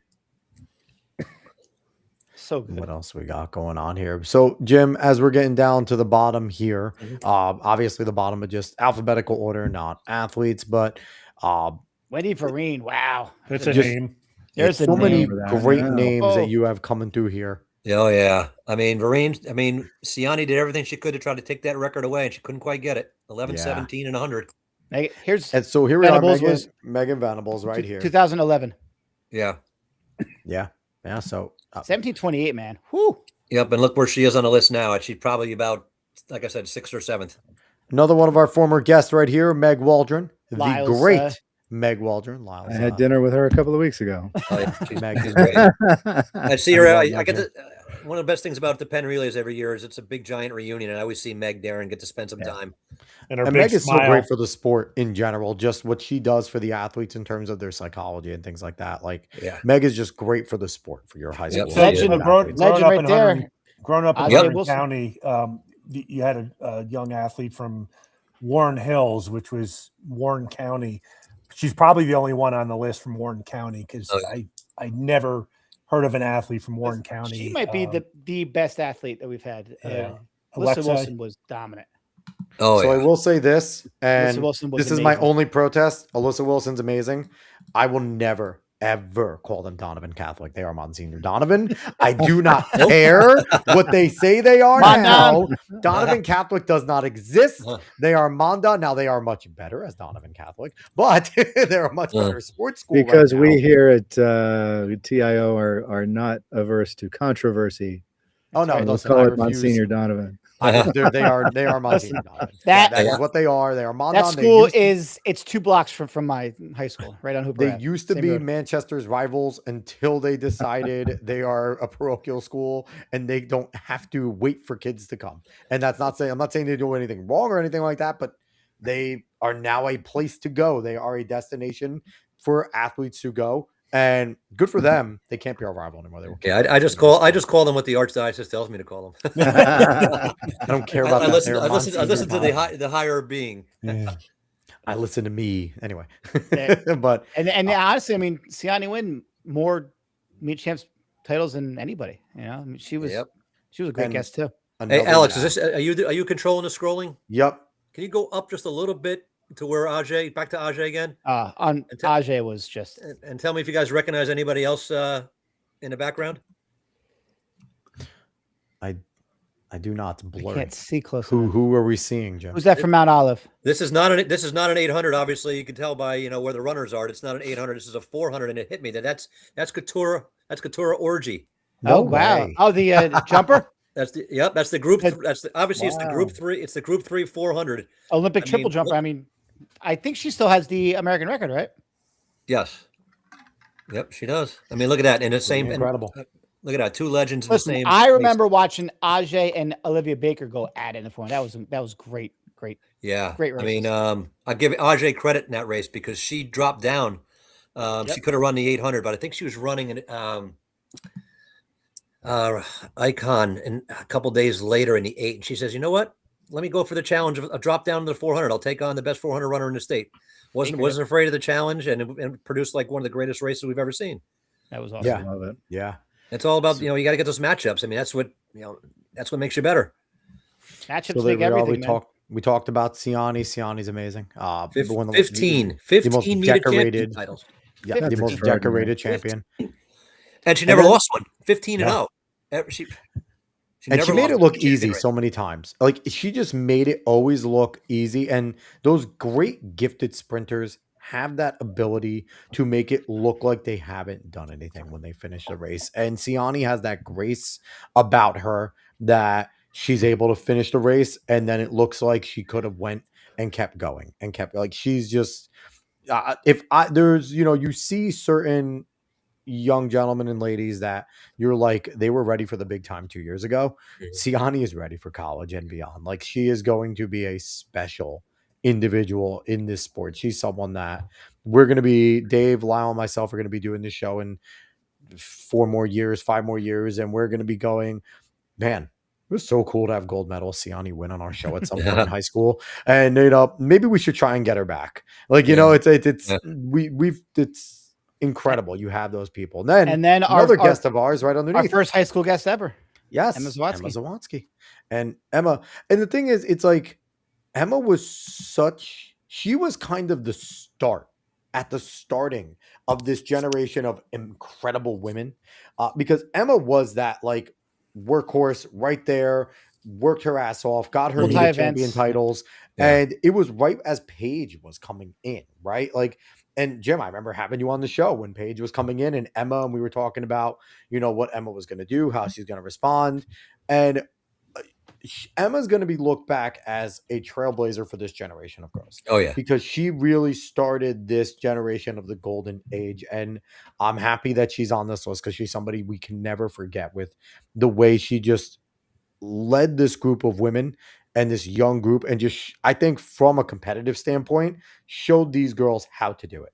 And how to win and how to be graceful while doing it as well. Well, that Meet a Champion cross country race in 2024 when Emma was a senior and Paige was a freshman. Paige went a little early. I mean, we saw everything there. We saw because Emma had already been a champ on the track and she'd won it her junior year in cross country. But then you had the big, big freshman young phenom coming up to challenge her, and we saw. Like you said, Emma was this blood and guts runner who I don't think there's any runner who got more out of themselves than Emma did. Yep. And the great duel she had with Paige, and that just set things up for Paige too. I mean, the experience that she gained at a young age, going up against the seniors, and that has just served Paige well. And she goes into these big races now against pros and things like that, and she's ready for it. I mean, that's part of what running in this state is done for the young runners as they develop. And the thing is too, it's like Paige, as much talent as we had, and we talked about, Paige coming up, and she's it, right? She's going to be the end all be all in terms of not being able to be touched. She hasn't had it easy at all as the state's best. Like she has separated herself in some ways, but then here comes Leah and Blair in cross country, really pushing her there. Here comes Reagan Moore. There was Clemmy Lilly in the 800. Like she never had that moment.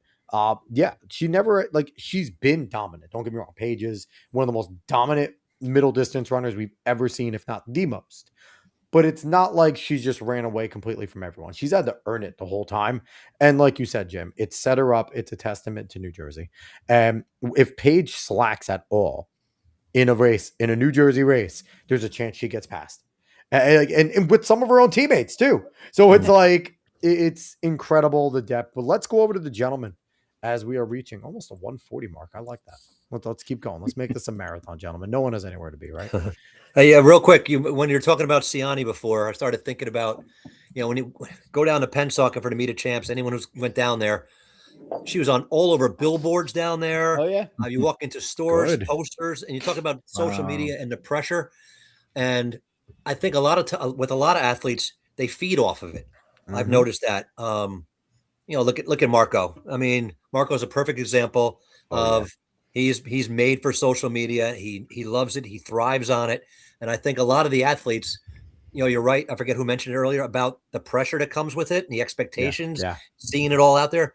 But a lot of them love it and live for it, and it pushes them, to these kind of times and to live up to it. And they've been a lot of athletes I've noticed have really embraced it. And she's one of them. Paige is living in that.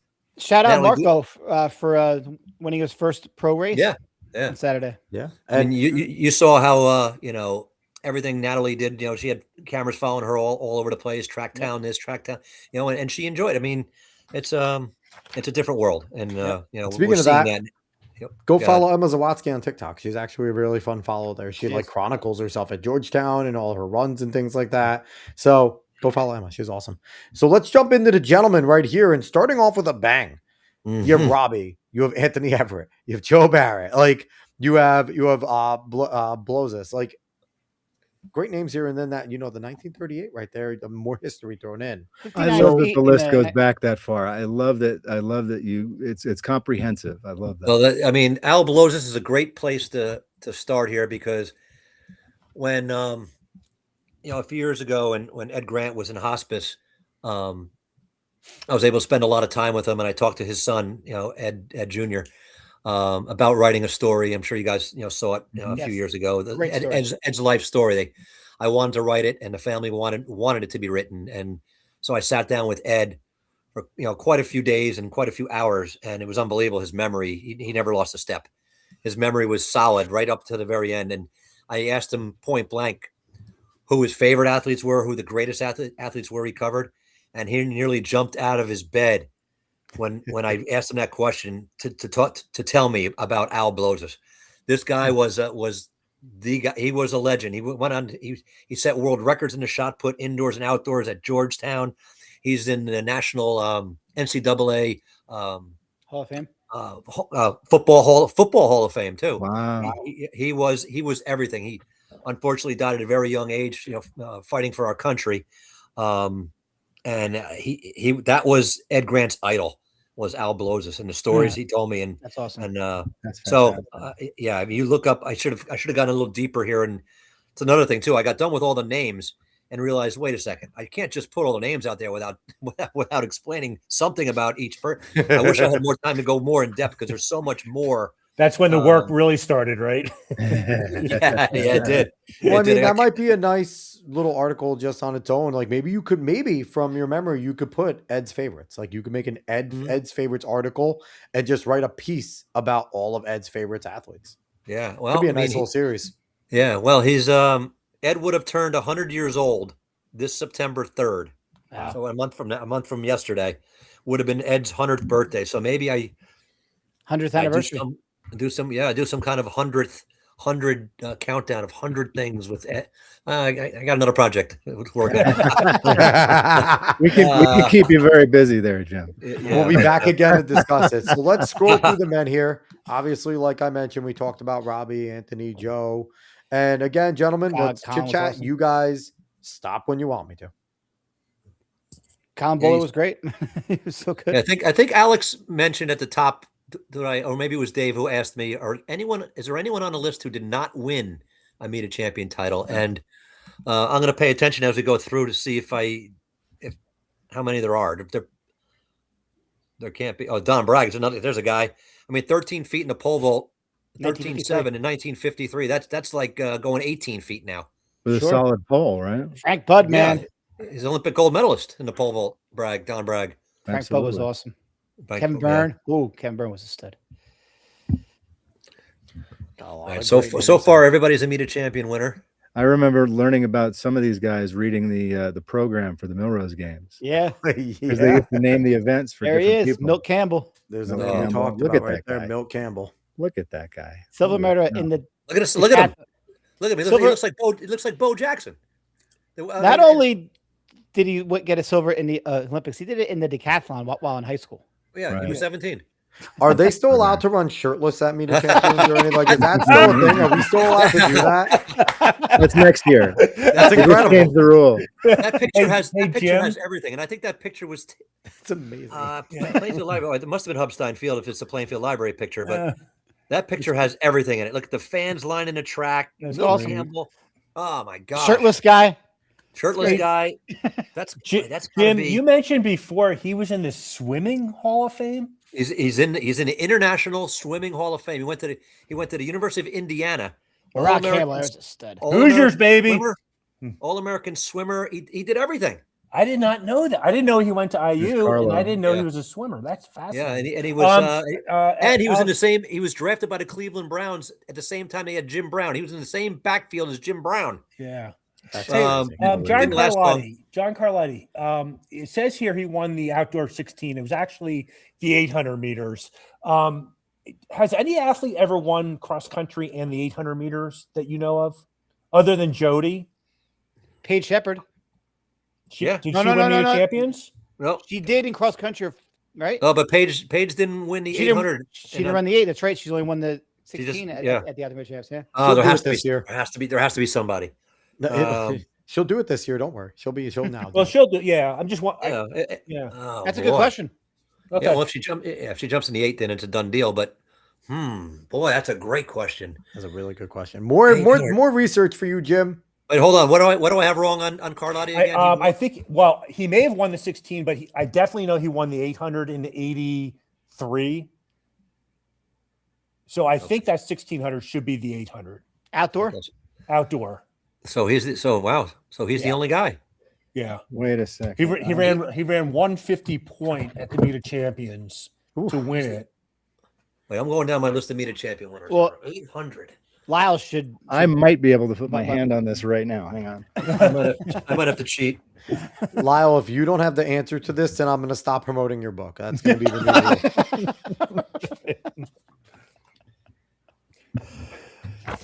new rule. Bernard's boys team history. Let's see it. We really just need a list of meet a champion winners because it'll be easy to go through that and pick out. Don't poo-poo his Bernard's history. What are we doing here? Yeah, but you're just mad that he has history papers too. Yeah. Lyle will be able to identify that he won the 800, but I think the question is, has anybody won the 800 in the meet of champions? That's a real question. Yeah. Yeah. Well, I don't think there. My memory. I don't think there is. For the boys, Carlotti's got to be the only one. And then girls would be definitely Bellotta. I don't know about anybody else. I got indoor 800, 83. Wait, did Toro? And I have Toro. Oh, did Toro do it? She was always running the 16. She wasn't really doubling. Yeah, Toro was more in the 16, and Jill. Yeah, because I don't think Jillian Smith was 1XC. And I've got Jill Smith had great battles with Melanie Thompson at Homedale, but came up short against her. Yup. Vince Cartier, man. Whew. I've got 3 800 titles for Carlotti. 3. Okay. 82 and 83 outdoors, and 83 indoors. So the question is, did he win XC any of those years? Yeah, 82. He won XC 82. He's the wow. What a great trivia question that is. That's a good one. There he is. Stretch too. I'll give you credit, Lyle. In my book, I'll give you credit for that one. There's Ches. Eddie Cheserek was just unbelievable, man. He was extraordinary. We did not see anything like Ed Cheserek before. No, Ed not Cheserek. at all. Just He with ran the 839. Yeah, no, it Indoor. was special. Real special. Yeah, he also this is a question on him. I was looking him up because I saw him on the list, and it dawned on me because his family he was born in Kenya. His family's from Kenya. He has several siblings. At least I'm going by the Wikipedia page, by the way, which may not be correct. So I'll just say that up front. And none of his siblings came to the U.S. What brought him to the U.S.? Good question. I mean, I know a lot of the times there is the fact that in some of these villages, they do have some like running is a culture over these Kenyan villages, and there are only so many that can train. And if you have gifts, they will bring you over. Some of these schools will bring you over, as an exchange program.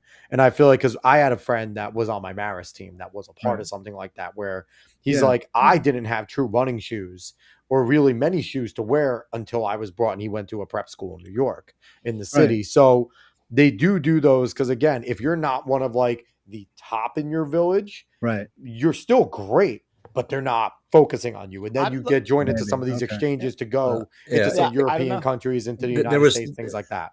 Yeah, there was someone in an orphanage in Kenya. He was identified as someone with extreme rare talent and ability. And that kind of got the ball rolling.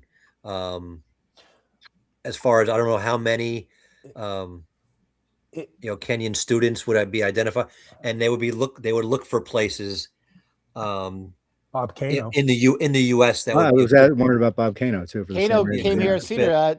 Funny story. Kano, after he left Arizona, went to Rutgers. He didn't run there, but he slept on my couch 4 nights a week. That's awesome. But actually. That's a Lyle, great trivia question. Lyle, too. No wonder. Hey, no wonder why he never ran again.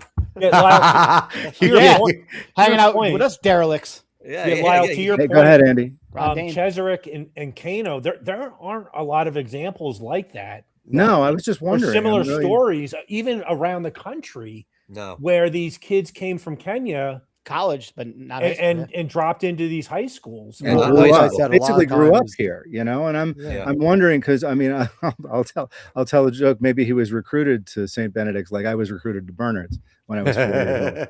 I mean, But I knew. no, I knew that- and no criticism of it. I'm just kind of curious how it happened and Yeah, I mean, I Um, wrote a big story about it, and Marty Hannon was the coach at the St. Benedict's Prep at the time, and I remember sitting down with him, and I had someone else who helped kind of translate. Edwards, had some kind of broken English at the time, and they said they had no idea. They knew they were getting someone who ran.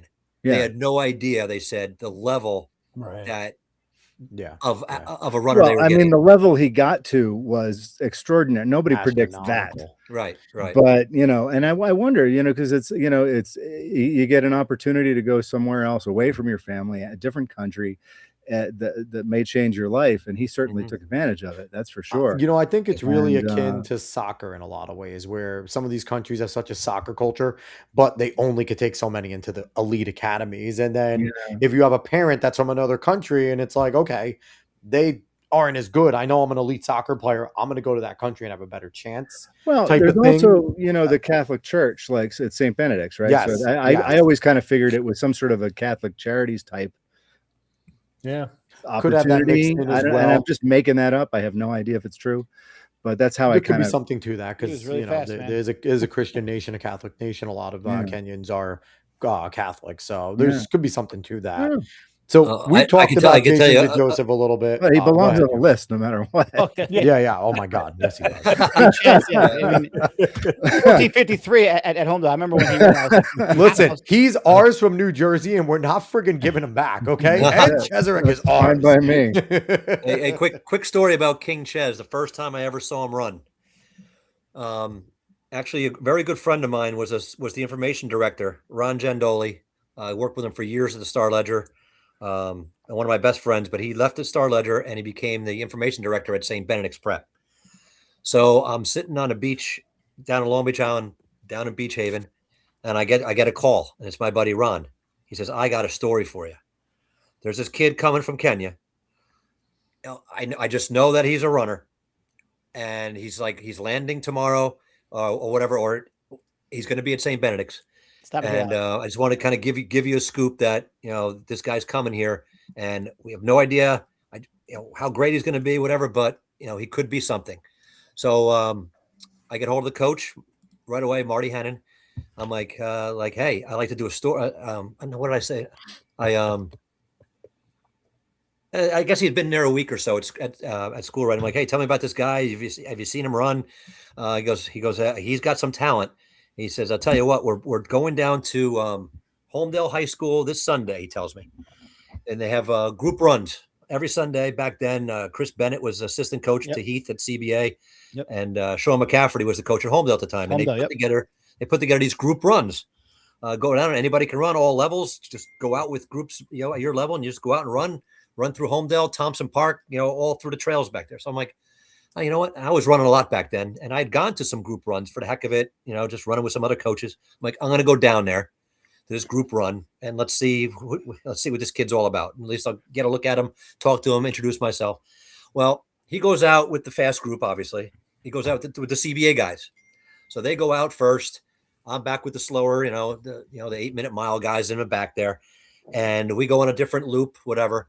Anyway, we pop back out to whatever street that is. I forget if it's Long Street. That goes from Holmdel High School and wraps around to Holmdel Park.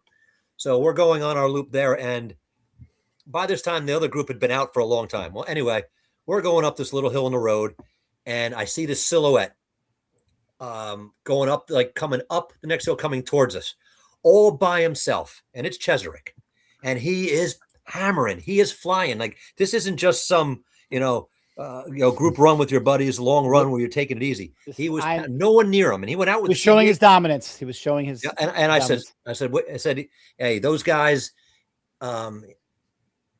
either just are laid way back, or this guy has just blasted them. Whatever, I'll find out. So I cut my run short, which I didn't mind doing anyway, to go right back to Homedale High School. That was a good excuse. It was a good excuse to only run 5 miles instead of 10 that day.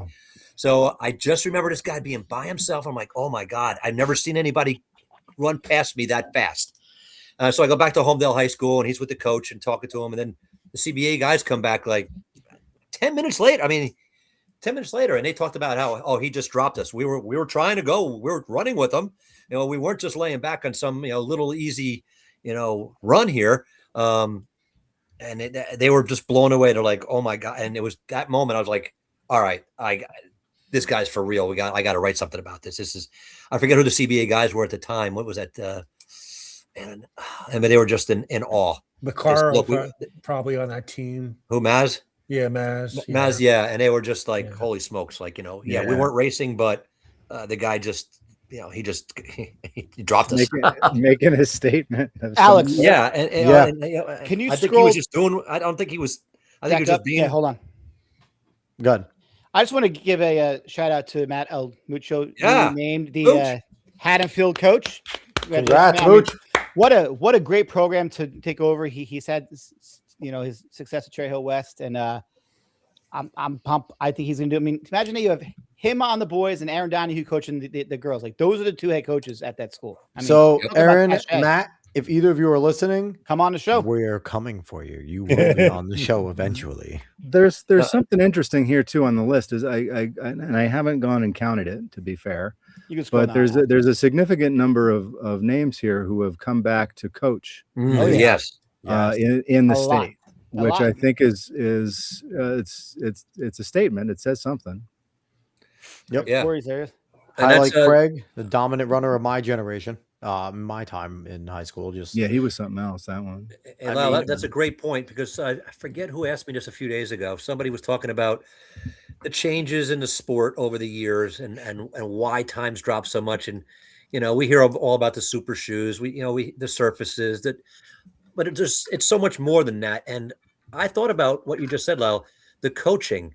When I broke in, there were great coaches in the state, and all the best teams had the best coaches. Not that there weren't other good teams, but it seems more than ever now that great runners are becoming more coaches were great runners at one time. That they just stay with the sport more than there was 35 years ago when I broke in. I want to say that a lot of coaches were just driving the bus and they might not have known the sport, but they weren't lifers. They didn't live the life. They didn't run in high school and college and at that level. Right. But it seems like almost you look at the best teams in the state now, and it's a lot deeper now. Well, I think there's another angle at that same idea, is that the great coaches enable great athletes, and the best of those athletes learn so much from those coaches that they have something those important things to teach to the next generation of athletes. And it goes on and on. So I come from the Wetmore program, who came from the Ed Mather program. And then there's any number of Bernard's athletes who have gone on to coach at different levels. Pete Carroll's at Swarthmore, and they all created athletes. They didn't create athletes; they enabled athletes. Who molded them from a lab. Yeah, who went on. They've learned a lot about the sport that they can. Yes. So the idea of, I've always thought the internet, with sharing these not just workouts but sort of systems of training to the next generation, is one of the bigger things that has had a big impact on. No, you nailed it. You nailed it on the head. We just talked about El Muccio and Donahue. Look who coached Aaron Donahue, Nick Baker. Right. Look who coached Matt Muccio, Jack Martin. Mm-hmm.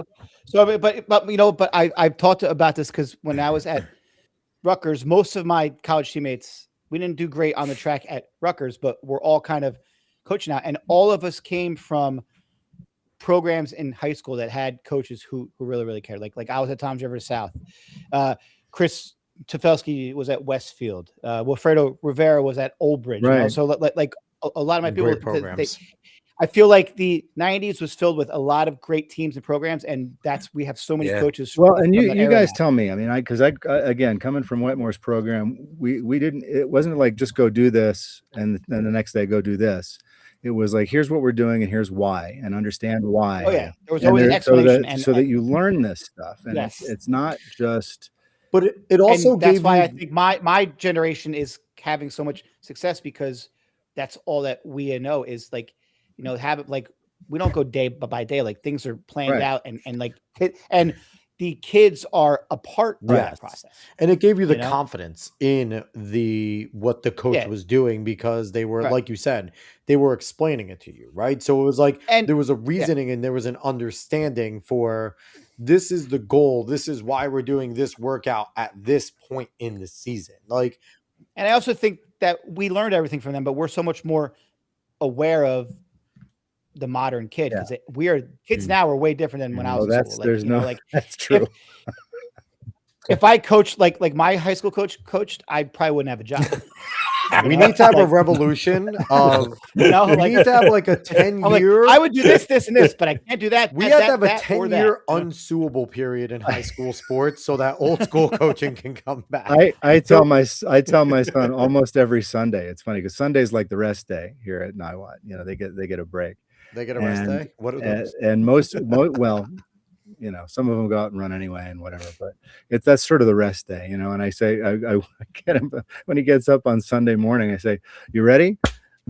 Time to go to church. And he's like, what are you talking about? Church or the Sunday 20 miler, man? And he just rolled back. That was the rest day. You just went and ran really far. Like, that was our rest day. It was like, okay, go do 10 plus. Add on more LSD, man. Like, that was it. That was your Sunday rest day. Sunday was all about LSD, long, slow distance. Which is a philosophy a lot of coaches have gotten away from, and it started to when I was going into college. That there were a lot of coaches that wanted you because watches were really getting into vogue with the specific running watches, and they were going on beats per minute. And what zone you were in, and zones are massive now. I know so many kids talk about being in certain zones and there's things like that. And then there's LTs. Exactly. There's always different. The data is not the only part of the story. It is only one part of the story, right? So, Jim, I have Craig Forey's highlighted here. We mentioned him. I have, and Jim, you probably had great memories of covering this, the epic battles between him and Matt Centrowitz on a national stage. 3 separate times those two individuals saw each other, and it was 2 kids across the country. And for about 3 years, we were waiting because Matt was doing his thing, Craig was doing his thing, and as they were seniors, God, the battles between them in the 3K, the 2 mile, they traded victories. Matt got the last laugh in outdoor with that ridiculous kick on Craig. I remember watching it, yelling, rooting for Craig because I wanted to win. Again, Craig is, acquaintances on the track, and just watching Matt run him down. Final lap in one of the greatest high school kicks you will ever see. I think it was a 58-second kick by Matt. Central definitely kept his kick. He used that. That's where that picture. That's where that picture's from, right there. Yeah. There's Matt right there, and it was incredible. And I thought Craig had him because in indoor he beat him in that same race. I covered. I went out to Maryland to cover the 2 mile, the indoor national championships, and it was strange because Craig beat him with his kick that day. They were together. It wasn't lightning fast pace, but Craig was able to jump Matt in that race and win that. And they also had a great battle. Foot Locker Northeast Regional. Craig beat him there. Yes, they did. I mean, Craig was a little bit ahead of Matt on the cross country trails, but Centro had, as we all know, I mean that kick he hit the gas, and when he pulled the trigger. Those outdoor times, 8:41 and 8:44, were ridiculous. Like it was awesome. 8:44, and he lost the race running 8:44. He broke the state record with Rosa. Rosa broke it a couple years later, but my God, I feel like Devin Hart is a name that people kind of forget about. I mean, maybe because I live in Point Pleasant, but man, he was. I mean, didn't he run like a Brooks 2 mile or national, and then come back next day, and then like fly all the way across? He flew cross country. Champs the next day. Flew cross country, West Coast to East Coast, and went sub 9 in both races. and like I think it was a span of like 18 hours. It was something ridiculous. Crazy. It was one of the That's greatest cool. greatest That's feats really I've ever cool. seen. And there's Brendan Heffernan. I gotta give. I just have to give a quick shout out to Point Pleasant Borough. It has nothing to do with track and field. They have the coolest wrestling environment. I don't know if anyone's ever been to a wrestling match at Point Borough. You are under cool. a big dome light. It covers the mat itself, and when they can't see anyone. It is black. It is. I can pretty much see the school from. I wish there was a track environment with indoor where it was like black on the outside and only lights on the indoor track. Did they just have a light? Did they just have a light like over the middle of the mat and the rest of the gym? Everything else was. It wasn't like so you That's could see, cool. but the athletes when they were in the middle, like I didn't wrestle, but I have all my buddies, like my best friends wrestled, and they said when you got under the light, you didn't see anything. You couldn't see the You crowd. saw the official, your opponent, and that was it.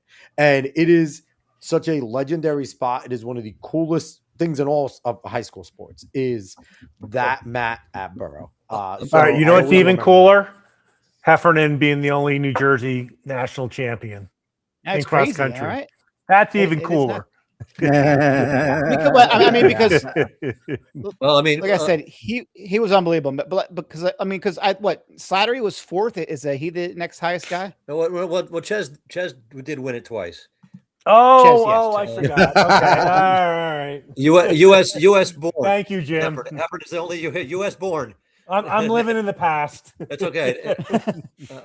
Thank you. I was a freshman when he was a senior, and like I said, like I was a pretty good freshman. I was entering the bowl, looking over to the right, and Heffernan's already out of it. I'm like, good Lord. That's the most intimidating thing, right? Like, what am I doing? well, Heffernan's the answer to a great trivia question. I mean, he has to be the only cross-country runner in U.S. high school history to not win his state. Well, meet a champions for us. Other states call it whatever they do, and then win Foot Locker. Yeah. Keno beat him, right? Yeah. So, got to give a shout out here to Malachi James. Oh, Malachi, Do you know why? yes. A 10-1-8.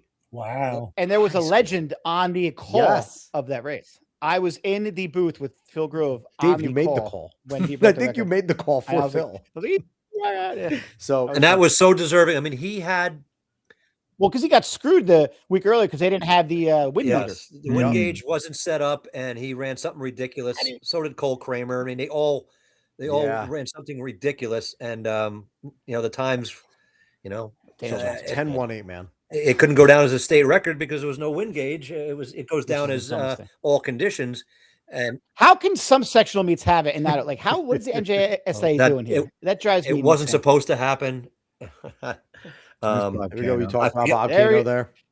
There's Bobby. Kehoe's a big name from Yeah, my Kehoe. time. Kehoe over was great, there. man. Kehoe Yeah. was. Yeah. Mohammed Kadroui is underrated too. He was Muhammad Kadroui was not underrated when I was there. Like he was a part of my generation coming in. 1522 at Homedale in Oh, 853. I just remember, like, again, I talked about being like a freshman and just looking at your juniors and seniors like grown men. Clement, I feel like Muhammad Clement. Kadroui looked like a grown man in middle school. Like he just looked like a man amongst boys, even competing there. Like Muhammad was just, and another guy too that you watched run. He made it look easy.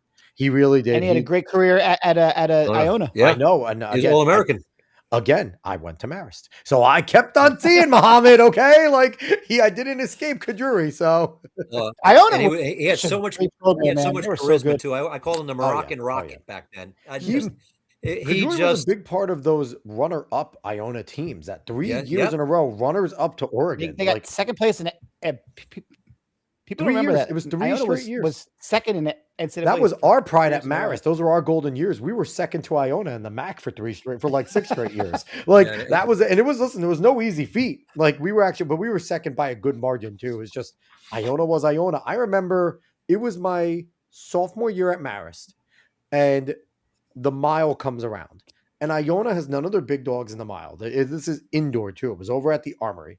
They were saving their kids to run like the 5K or something, and so the seeded heat goes, and now they have the unseeded heat, and there's this tall Iona freshman. We never saw him. He had no time. He runs a 3:58 and wins. It's like, what are we doing? What are we doing here? Like, where did they grow this guy? Like, it was just this tall, blonde European. It's like, you know what? Was that Cam with and I- Santos too? Then Coach Santos had Was his Carter there then? his Not recruiting Alex Sanford? ability across the pond and beyond, Ricardo is a master. Coach Santos is so good. I'm so happy that he's doing incredibly well at Stanford. They have a ridiculous program. Now, Coach Santos is an awesome guy. But yeah, Iona was Stanford, Gavin Schmidt from CBA. Just Iona was the bane of our existence at Marist. Is but going to Muhammad Kajuri is Stanford. incredible. Well, Let's keep the going. high jumper there, Paul Clem. Paul Clemic was I amazing. just looked it up. He's just off the top 10 list all time US. Yeah, he was amazing. 7 4 3/4 makes the. He was a lefty too. I Yep. remember watching him come up Yeah. left side from Melee. He was Yep, amazing. He cleared out to win a national title. I think at the time he was like number 3 or 4 all time. Harry Kronik. There he is. Yep. Is Chronic.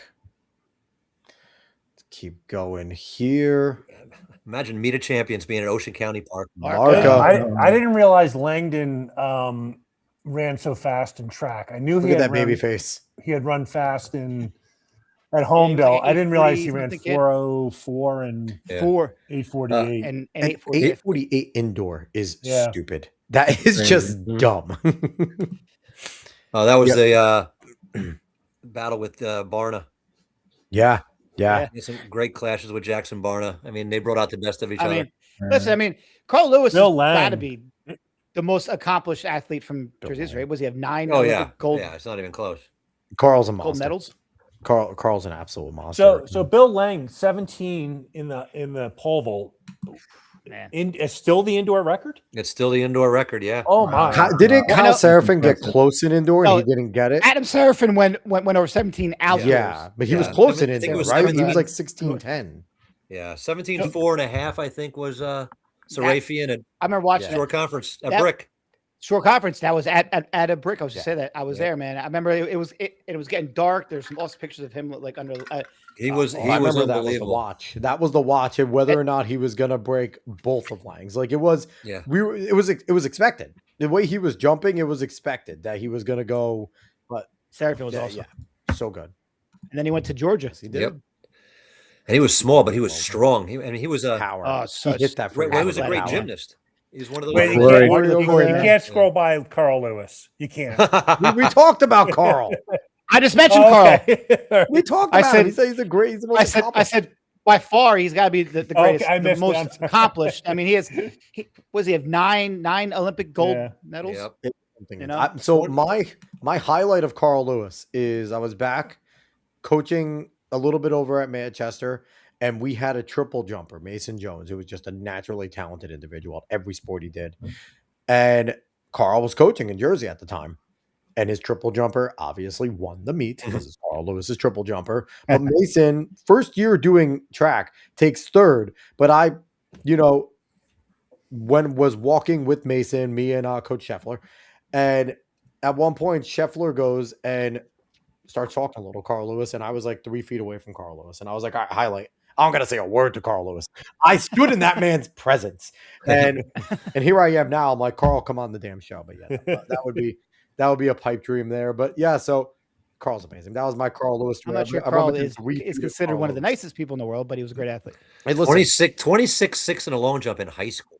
in high That's school. extraordinary. In the 70s, Yeah. probably on Cinder. You we know, can't scroll by Marty Marty- LaCour. I mean, We talk about him a lot LaCour. on this No. show, but God, Marty LaCour. now he's still the only guy to break 4 in Jersey Yeah, history. it's hard to believe. In- It's coming. I mean, in it high has school? to come. I mean, high schoolers are breaking 4 all They're over. the getting country. closer and closer. Yeah. I mean, I thought And Marco was very disappointed that he didn't do it. I mean, he got the 404 Pash last year.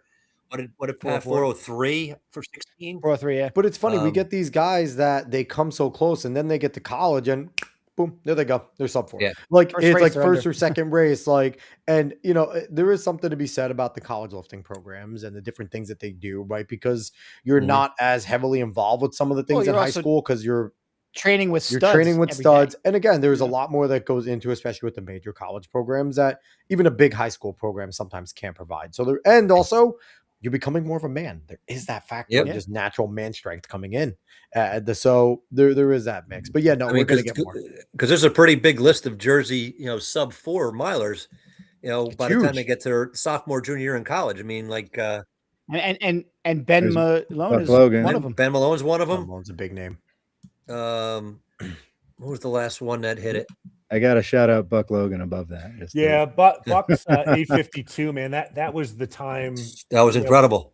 Yeah, Lyle wouldn't be you. We if he just didn't. marveled at it. Yeah, the guys And- in the '80s just marveled at that time. a good Sure. friend, very excellent individual as well.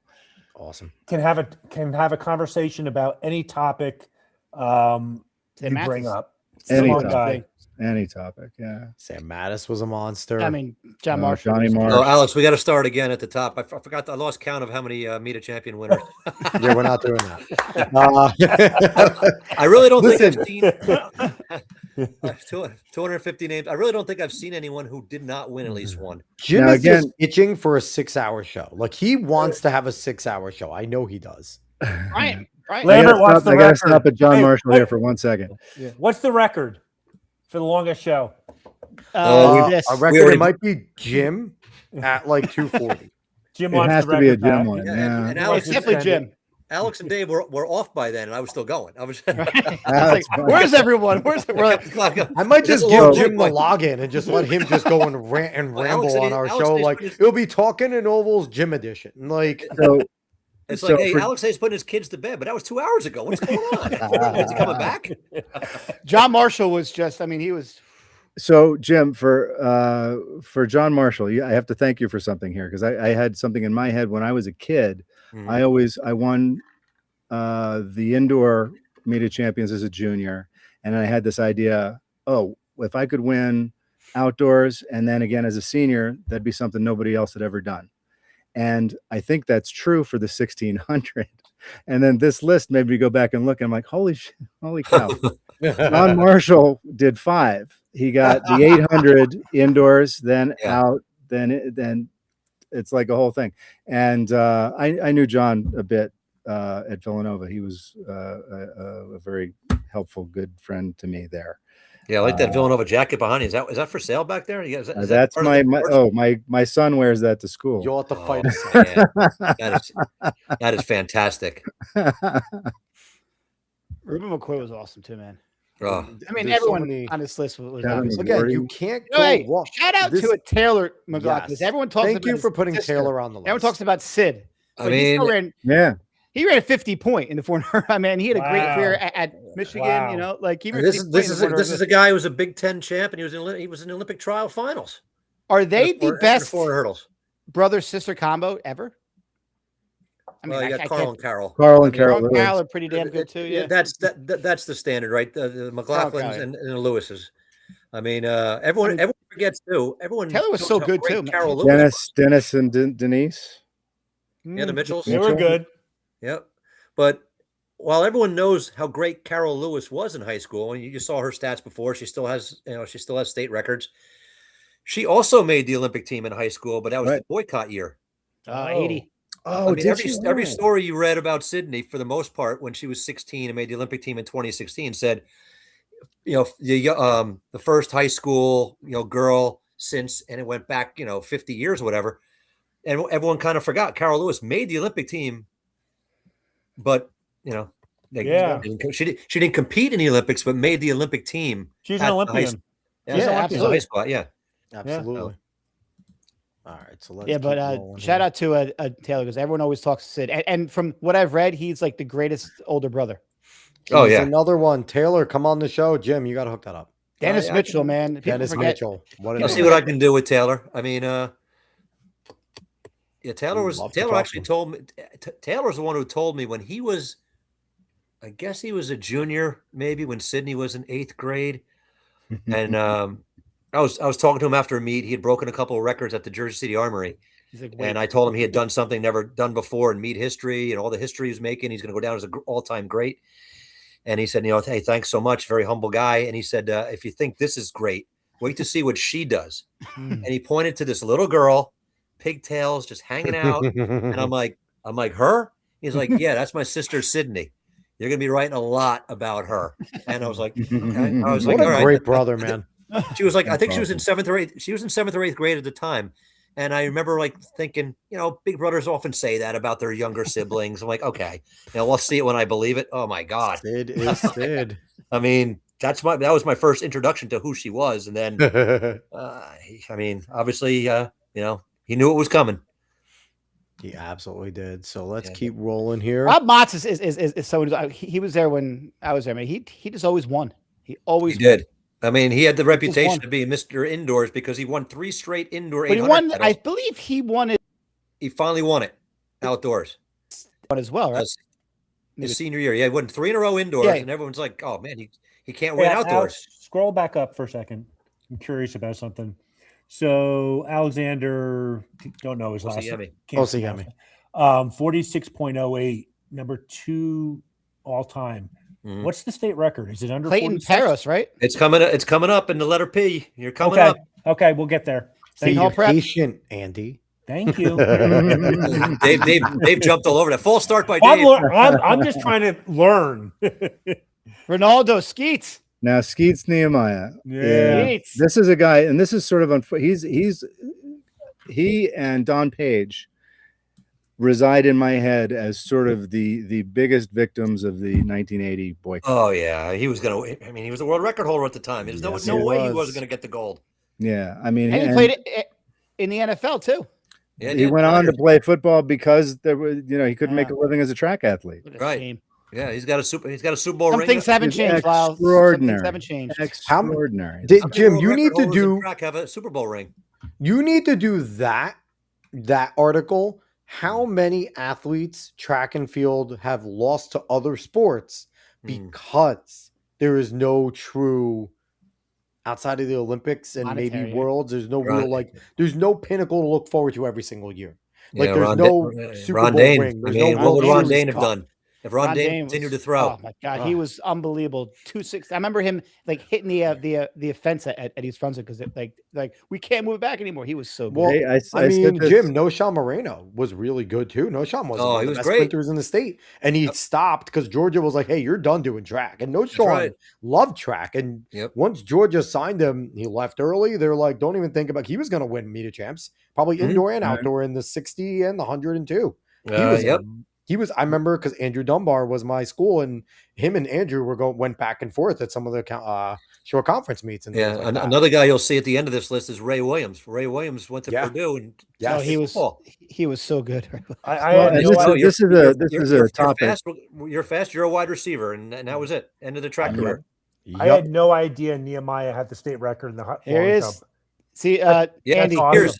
Before Carl got the record, it was Nehemiah's. That's a stat I had no idea. 45-7. 45-7. He was gifted. My God, Clayton Paris. Clayton Paris was awesome. 45-7. Okay.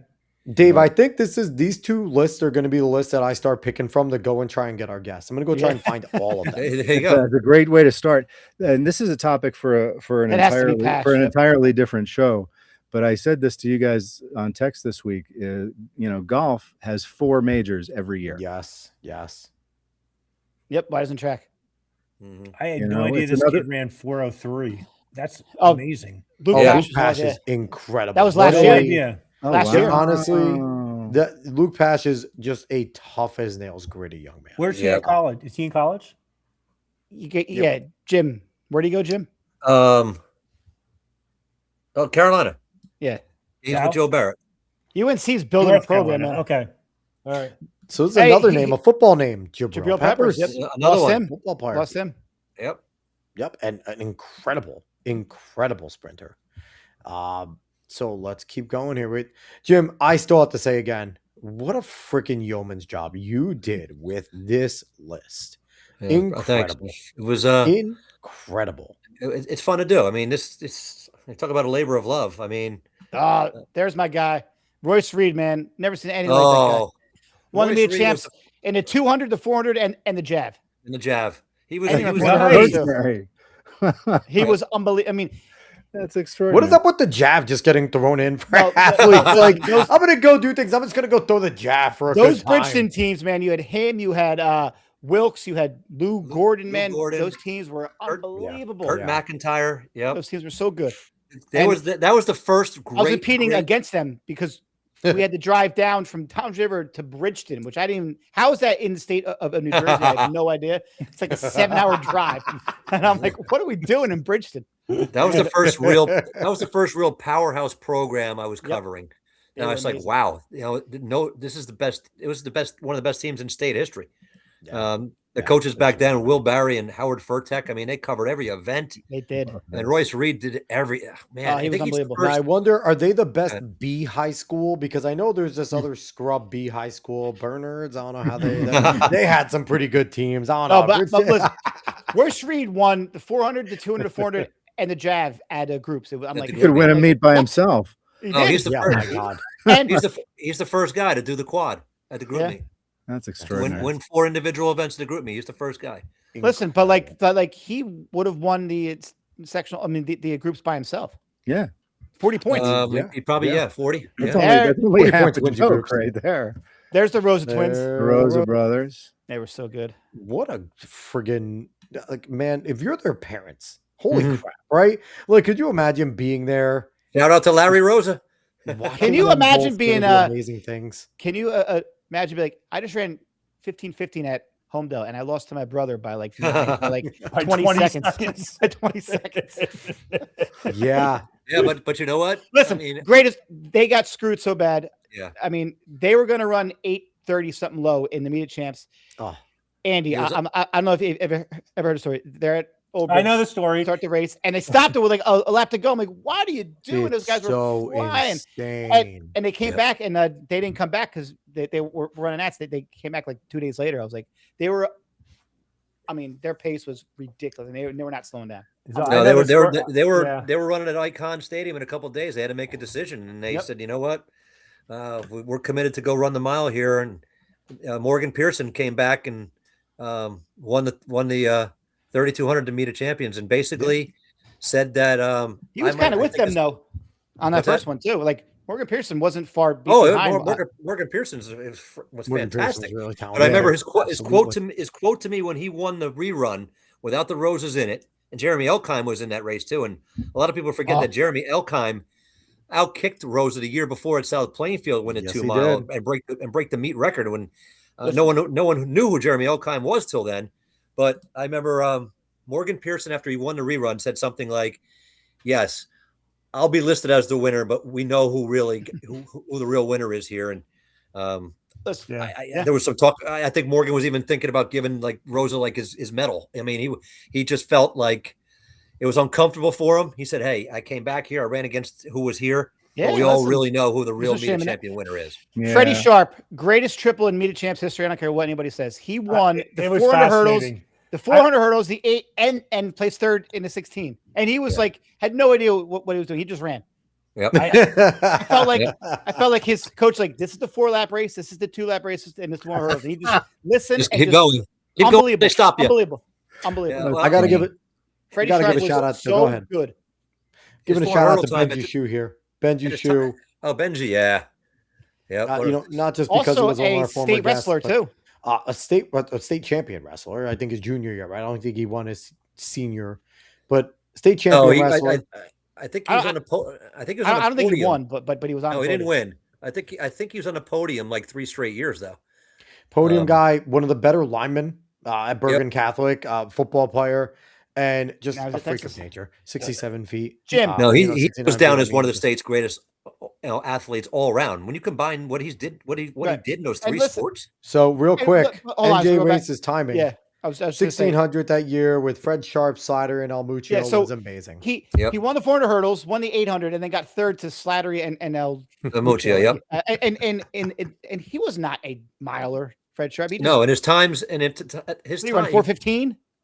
I think he did run 4:15, but he broke the meet record at the time. He broke in the 400 hurdles. He ran something pretty quick to win the 8. It wasn't like he. And I asked him. I said, "Why'd you do all 3?" I mean, he says, "Well, I qualify for all 3, so I just went out there and ran them."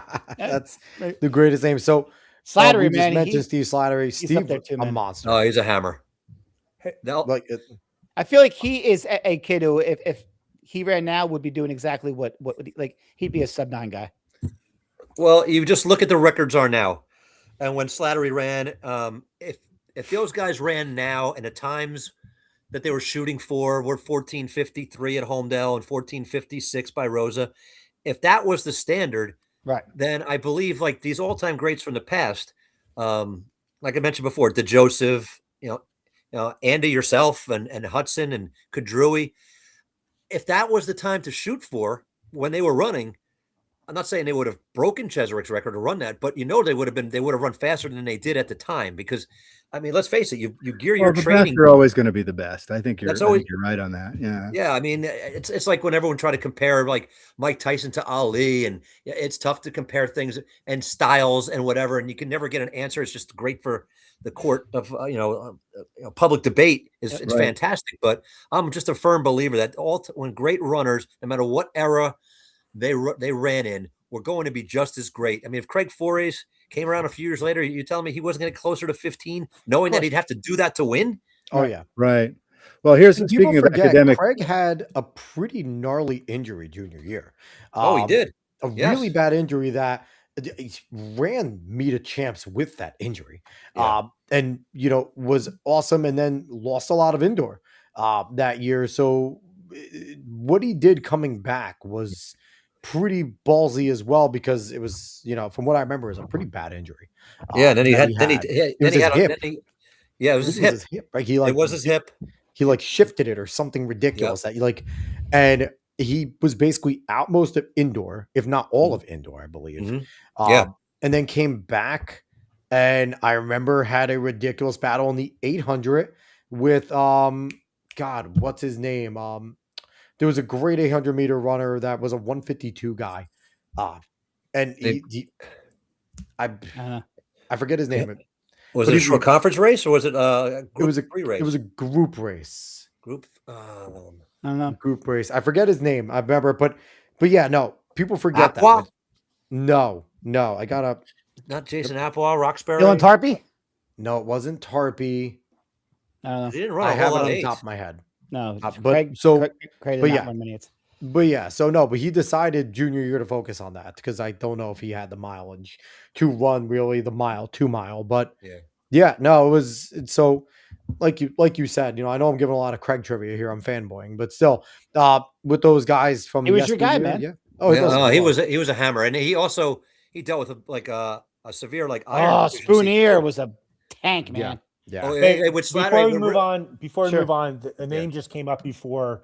Jeremy Elkin. It didn't make the list. Yeah. But probably was pretty close to making the list. 15:29 at Homedale, 8:45. He beat Rosa in the meet of champs, and it was the meet of champ record, and it was like the number 2-time all-time beating Rosa in that race. And believe me, his name kept me up a few nights doing this list. That's for sure. Because I think the names that didn't make the list are intriguing as well. Like Jeremy. Yes. And I don't want to just kind of breeze by him without. No. Oh, he was amazing. All-time great. He was great. Yeah, another guy who went on to Oregon and broke 4 minutes in a mile. Yeah. I mean, there's a ton of Jersey guys that, like I said, first couple of years in college, all smashed through 4 minutes. Oh yeah. Hey, with Slattery, real quick, before we move out of the S's, one of my greatest memories of Slattery was his junior year when he won the cross country meet of champs. He's in a showdown. It was really hyped up, of course, by myself. I'm the reason why it was hyped up. Well, I mean, Adam Daniels from Seton Hall Prep had been just crushing everyone through Essex County, through the New Jersey Catholic Conference. He was just ripping through everybody, came into that race undefeated, and Slattery was doing the same thing through Morris County and through North Jersey Section 2. And on paper, it was like a dead even kind of matchup. And I remember back then I was, I could get around the course and see all the spots for those races and get to the finish. So I'd go to the mile mark. I'd wait for him to come back to the 2. I'd sprint to the tennis courts, catch him there. And then I was still able to get down the hill just before they would come out of the woods.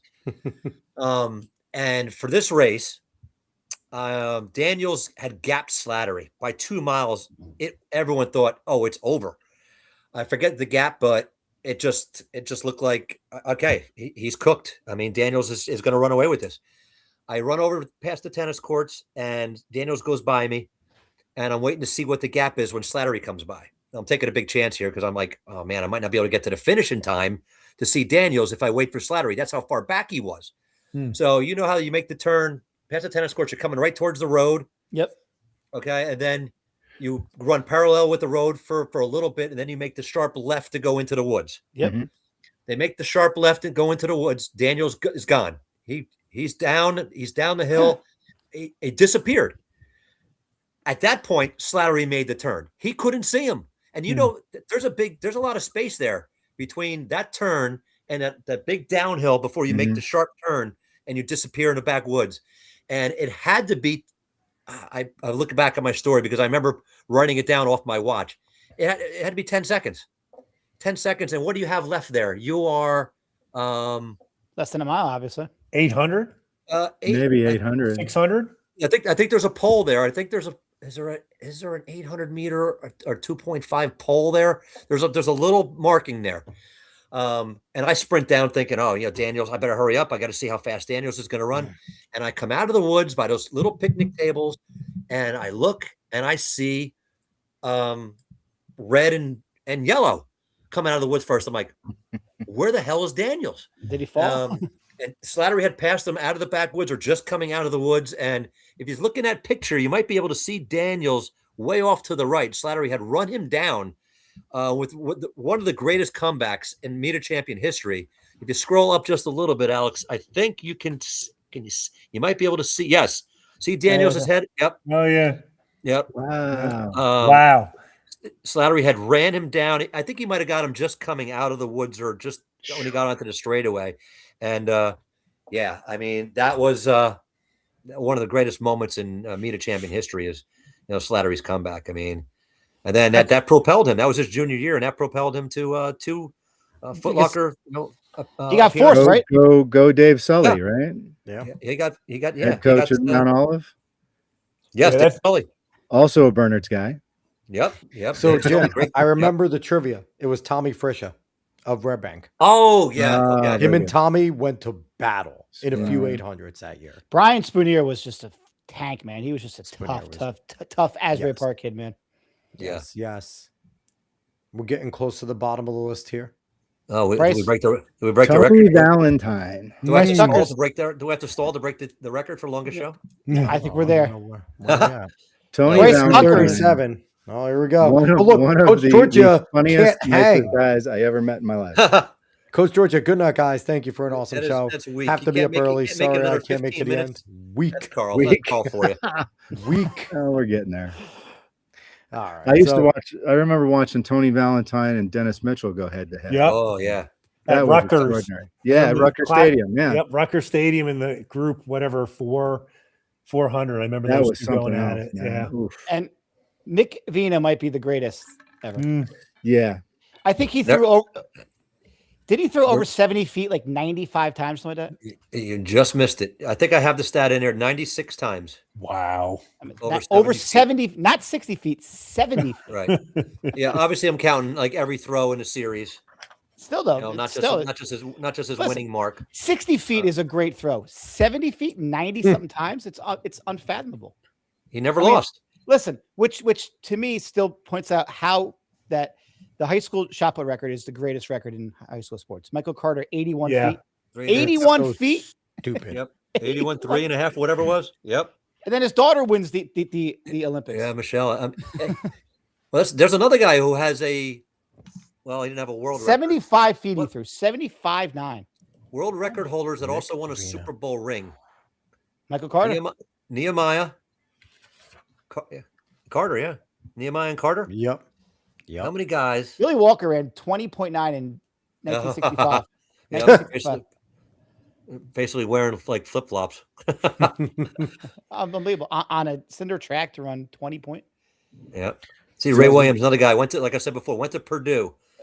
And I know the Ray running Williams. career ended. Listen, I was coaching Tom River South that year, and we had a very good team. Like we would have won. We won sectionals counties. We had a much better team than Scotch Plains fan would, but he got him 40 points. It's like Yeah. the best team doesn't always win groups. The team with the best studs wins groups. Yeah, that's definitely a topic for another. We can do a whole show on that. If we raced them in a dual meet, we beat them handily. But they had him, and they had that kid in the distance, Walder. Bob Walden. Bobby Walden, yeah, and like Yep. he also scored. So it was like we couldn't. Those two got like 60 points. It was like unbelievable. But like the rest of the team didn't they had score. A couple they had a couple jumpers and hurdlers that scored a few points too. Then, but you're right. I mean, the group meet the way it scored. The group meet needs to be blown up the way it's constantly. 2 people to win it. It does not tell who the best team is by any sense. I think I told you guys the story one time about Paulsboro when they had John Calnis throwing. Yes. And Paulsboro did not win a single dual meet. And they won a state Group 1 title. And the next year they had jackets that said 0-9 state champs. It was incredible. That is self-awareness to the core. That's amazing. Because like they didn't try to be like, oh, we're the best team. No, we have John Calnis. If anybody out there from Paulsboro, anybody on that one of those team coats. or know John Calnis, I need to see that jacket again. I want So that here's jacket. the thing. Here's how they should do groups. That's amazing. You should have a certain number of athletes needed to be qualified to be a team. And then they should do dual meet scoring against each team. And the team that wins the most dual meets is the champion, quote unquote. Make them do a little work there. Yeah, there's a lot of things. That would decide it much better. That's a topic for a different show because we could go It hours. We do, yeah. So we're getting out to the bottom of this list. Jim, you're a ridiculous man. That's all I have to say. This is absolute insanity, but it was good. So, we are at 2 hours and 41 minutes. I think, Jim, you got the record. Be happy. We'll write a list about our longest shows one day. I think it needed to go 250. I mean, that's the theme of the show was 250. We're not wrapping up yet. Trust me. We're not going to wrap up. No, we're definitely. But I think Jim has like 4 of our 5 longest shows probably. I think he has 5 of our 5 longest shows. But if his laptop doesn't go off, he has like every longest show period. I have no excuse to leave now. No, you don't. So here's what I want to do. I want to go around the horn real quick. I'll let Jim go last, but I want to kind of get everyone's thoughts, engage everyone for what they thought of the list and everything about that. So Andy, I want to let you start. Your impression of both lists, the type of work, everything. Just give us what you got. Yeah, I when I first saw it, I was just like, I was just in awe of the list. Reviewing it. And learning from it, and then being able tonight to be able to go through it and learn even more. And I'd just say, like, learning that Nehemiah had the state record in the long jump is so cool. Yeah. And you bring that to us, to the track and field community. Trying to think about people who maybe should have been on the list, and Jeremy Elkham's name didn't even come to mind. But having this discussion, I was like, Jeremy probably was considered, and he's an all-timer. I mean, sub 15:30 and 8:40, whatever in the 2 mile. Incredible. I just give you all the credit in the world for keeping this information, promoting it, getting it out in the public. I mentioned to Alex and Dave and Lyle, it's actually spurred me out here in Colorado to do something similar. It was the 150th anniversary of the state of Colorado this year. So I'm going to scale it down. And I knew I should have moved. Make it a little bit easier, but we're going to, I've been working with USATF Colorado as well as Boulder, and we're going to work on a top 150 list for the state of Colorado across all levels of competition, high school, professional, mountain running, trail, and so forth. So I don't know if that'll be easier or harder than your list, but you inspired us out here in Colorado to do something similar. So thank you. That's fantastic. Thanks for the kind words. Yeah. Lyle, go ahead. Well, I have to echo what Andy just said about the sort of the significance to the running community and the running community in New Jersey in particular. But, and I said it earlier tonight, something I talk about a lot as the secret, right? It's this feeling that you're part of something bigger than yourself. And this is the kind of thing that we've all been part of the sport in a variety of different angles, levels, commentary, reportage, all that stuff. but it makes you feel like, wait, there's something important here that we're working on. It's not just something we love; it's something that a lot of us love and has been significant in our lives. And I thank you for putting that together, Jim. It's been. I keep looking. I keep kind of paging. I have it printed out here, and I keep kind of flipping through the pages, looking at these names on the list, and I'm like, and so many stories I don't know. It's just fantastic. As a fan, it's tremendous. Thanks, Dave. I mean, listen, what you did is an impossible task because it'll never make anyone fully happy. Everyone feels that they know someone who wasn't on a list. But like, I think it was Andy who said, who do you take off? Like right. Who's the person coming off of that list to put someone else on? I think my favorite part of this list is it just shows the extreme dedication and work that you put into. I mean, you have people from the 1920s, like this. If you didn't have the people from that era, people probably still wouldn't even say anything because you was still. But you went out of your way to not have a modern bias and to kind of get everybody out there who were pioneers in this sport. Because say what you want, I will put New Jersey up against any other state in this country, and we will be fit right in there in track and field. So kudos to you.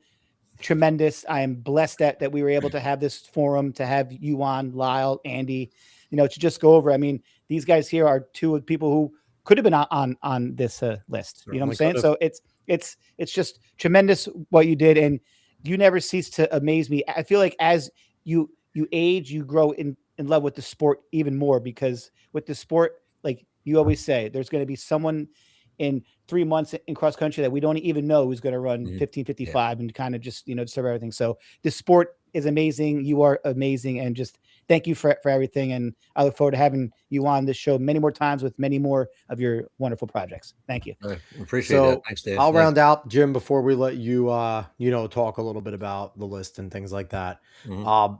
I just appreciate learning a ton. I'm someone, I'm the youngest on this group.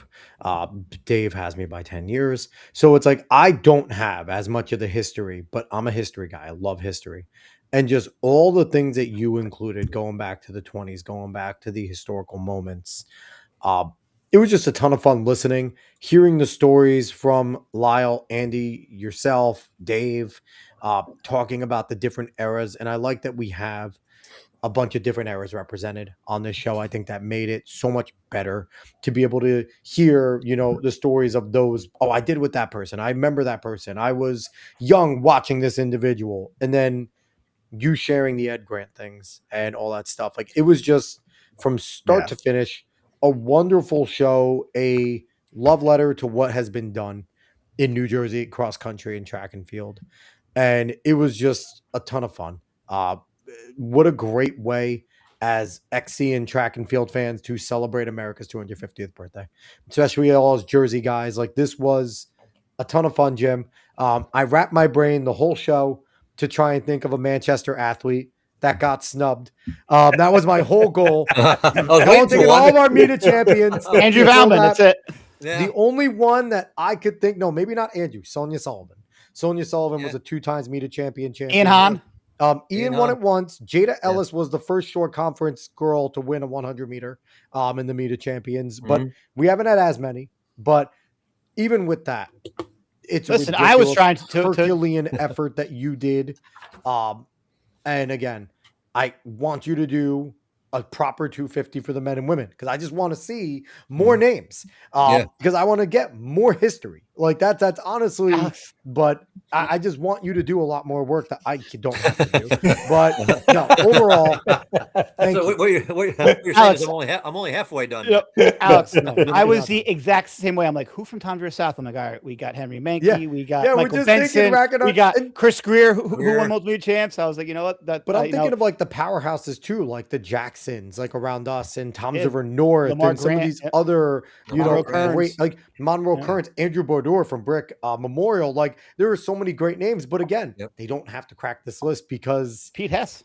Pete Hess. Jen Clausen from Jackson was another great one. Clausen. It's like there was just Amanda Marino. Amanda Marino, Yeah. So it's like, Jim, you did an incredible job Rich And Morris. I wanted to get to this comment before we let you go. NJ Races timing. Great work, Jim. Fun show tonight to hear all these stories about legends of New Jersey cross country track and field. We've been lucky to have Ed Grant and Jim Lambert covering the sport for so long in New Jersey. And with that, 100%. Jim, the floor is yours to finish off tonight's episode about this list. Yeah, well, I mean, I appreciate everything you guys said, and to be on here with you guys and get your feedback means a lot to me. When I'm putting together this list, was constantly thinking about, God, I don't want to leave anybody off. I got to do this right. And there's a couple of times where I said, maybe I'm not ready to do this list. Maybe I just felt like I needed to put more time. And then I said, you know what? It can't be put off. It needs to be done. And to hear, like I said, hear you guys comment on it, that you didn't see anybody on the list who you felt was undeserving, or like, what are they doing there? And that was my number one, concern doing this. Is now, if I saw Lyle Smith or Andy Martin, I would have been like, what are they doing there? I mean, Lambert. Just because you're friends with them, Jim. No. I mean, I can still change the criteria. No, don't. I can always edit it and change the timestamp and date. But the big thing was, I felt like this was in my career where I am now. Whereas, you mentioned earlier about the guys at NJ.com, Corey, Bakari, and also Ryan Patty, who covers track for NJ.com. They're the new guys now, and I remember what it's like to be where they were. And now I find myself, it's kind of funny now, because when I was younger, people would say, "Oh, watch out! You keep doing track any longer, you're going to be the next Ed Grant." And like, I used to think that's the greatest compliment in the world, if I can ever hang around that long, and just be in the same sentence as Ed Grant.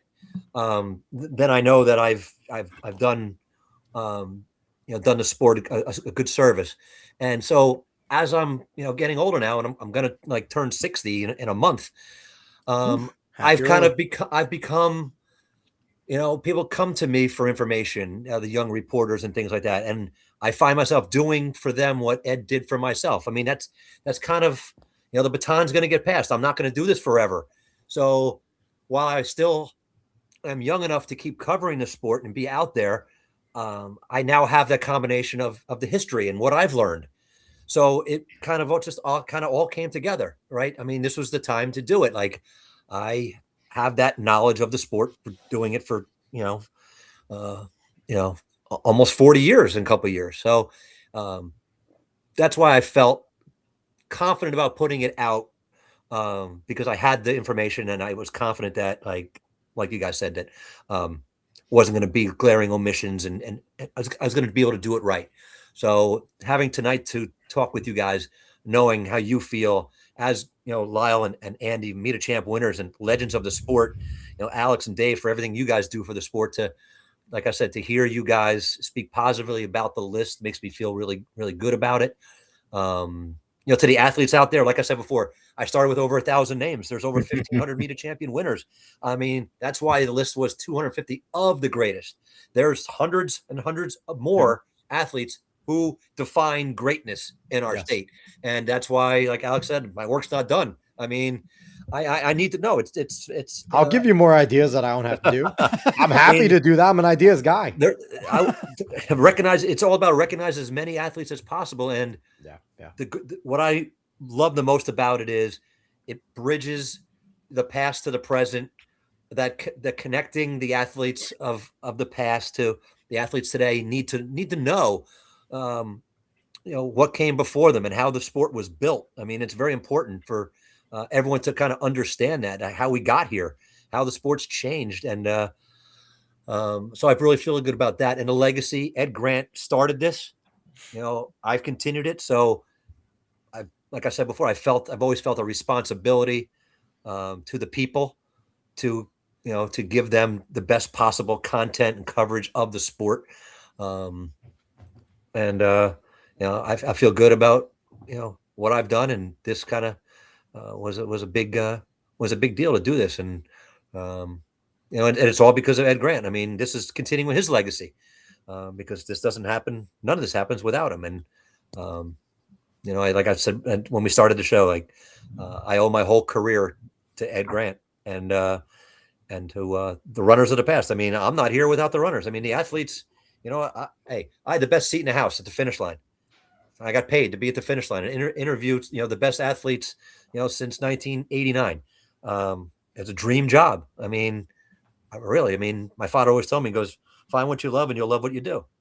Yep. Find it. Absolutely. And that's what's happened. And never would have thought it when I started out. I was part-time doing swimming, doing this and that. And, you find your passion, and this project was an extension of that. And so I having a forum to talk to you guys about the sport and what you guys are doing, and it's just kind of the way the whole sport is growing. You mentioned social media, but having your your podcast like this, I mean, you guys have opened doors to athletes and coaches you've had come on, and I mean, pretty much on every level. And that's what I love most about what you. There's a lot of podcasts that it's all about Division I athletes, it's all about college, or it's all about pro. You guys break down everything. I mean, we're talking about New Jersey high school track, today, and cross country. Next week, you could be talking to Andrew Valman, about his Olympic year. We got a special show coming up next week. We have a very special show coming up next week. So I love the human. The athletes who have come on. Next week's going to be a very human one. Yes. Human interest story. So, where the sport was when I started and where it is now, it was tough to go through the changes. I mean, I was a newspaper guy, and that's gone now, and you're just evolving into the next. The whole. And also, thinking we're gonna have neurochip soon. Imagine from MileSplit. Real quick, we're gonna have neurochip soon. Imagine Jim Lambert implanted into your brain. Hey, you mentioned Dave. You mentioned Robert Keller. And Robert Keller for giving you the forum to keep doing what you're doing on MileSplit. Obviously, I've transitioned from covering this every single day for the Ledger to now covering it from MileSplit, and it's a lot of changes have happened, but. Yeah, I'm blessed to have the opportunity with MileSplit and Robert Keller to have the confidence to have me come on board and pretty much let me do my thing. And shout out to Robert Keller, became a father for the second time. Let's go, Robert. Right. Yes, and Jim. Shout out to Josie Rose Keller is his second daughter's name, but joins older sister Piper. So. Robert, awesome. If you ever play this back, I know you might not be able to make it 3 hours, but go right to the end here. Hey, that's why the video. That's why the video and sound on the audio on demand exists, right? And Jim, Stop and go as you need. Kind of like how you feel about Ed Grant. Like Bakari and Corey have told us how much that you mean to them and how gracious that you've been with them and how helpful that you've been, because they're just two young guys coming in. Like you could easily said, "Hey, this is my turf. Step aside." They're working. We're used to working, and it's like they look at you in the same way that you look at Grant, like someone who's just showing them the ropes and giving them all the knowledge. And their work is really showing off. They're real doing quick though. Great job. If they want the next Jim Lambert, NewJersey.com, get rid of your stupid paywall. That, I'm telling you right now, that paywall is the biggest, the biggest hurdle to figuring out who Corey and Bakari Tice are, because nobody wants to pay for a NewJersey.com freaking subscription. Okay. No one does, unless you're going to give us a discount just for track stuff. Because Corey and Bakari are talented. They're dedicated. They work their asses off. They know what they're talking about. And God, that paywall sucks. Track fans need to pay for stuff every which way. We shouldn't have to pay. You can't read news content. Articles. You can't watch content. Yeah. That should be the last thing we have to pay for. So you can't read content or watch it. Yeah, I mean that's part of the world we live in now, right? I mean that's across the board. And just to watch meets, you got to pay 10 different digital. Services. I mean, in the digital world, they have to find a way to make money. But I do want to go back to something that you said, Alex, too, and to Bakari and Corey. I appreciate what they're doing, for the sport. I see how hard they're working, and like you said, I have a great relationship with them, and that came. I'm giving it back the way Ed gave it to me. I want what's best for the sport, and Bakari and Ryan Patty also and Corey, they care. I see like I said, I see how hard they work, and I see how they want to take this sport and do it and cover it the right way. And they're doing that. They're doing it. So much respect to the way they're handling track and field and cross country, treating it the way it deserves to be treated, and giving the student athletes and the fans and coaches what they deserve. They're doing that. And I couldn't be more proud of what they're doing. And so to help them, it's an honor to help them, because you know what? I'm not going to be around forever. It's going to be their turn. And one day they'll give it back to somebody else. We're going to clone you, Jim. We're going to clone you. We need to keep you around. He's like Dolly these sheep. Yeah. Andy, you had something you want to say real quick? I just wanted to make note of, the nuance that you had brought up about the top 250 of the greatest. Yeah. I think that's a great, just the thought of what you put into the title of it, like, speaks volumes, like just that little nuance.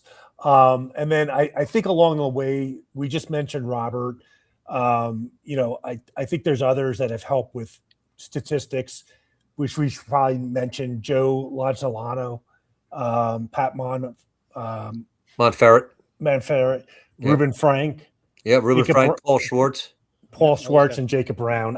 Those are the names that come to mind that I'm sure you're using data that they've provided. And I just wanted to, give kudos to them as well. Yeah. And it goes back. Elliot Denman taught me a lot. Yeah.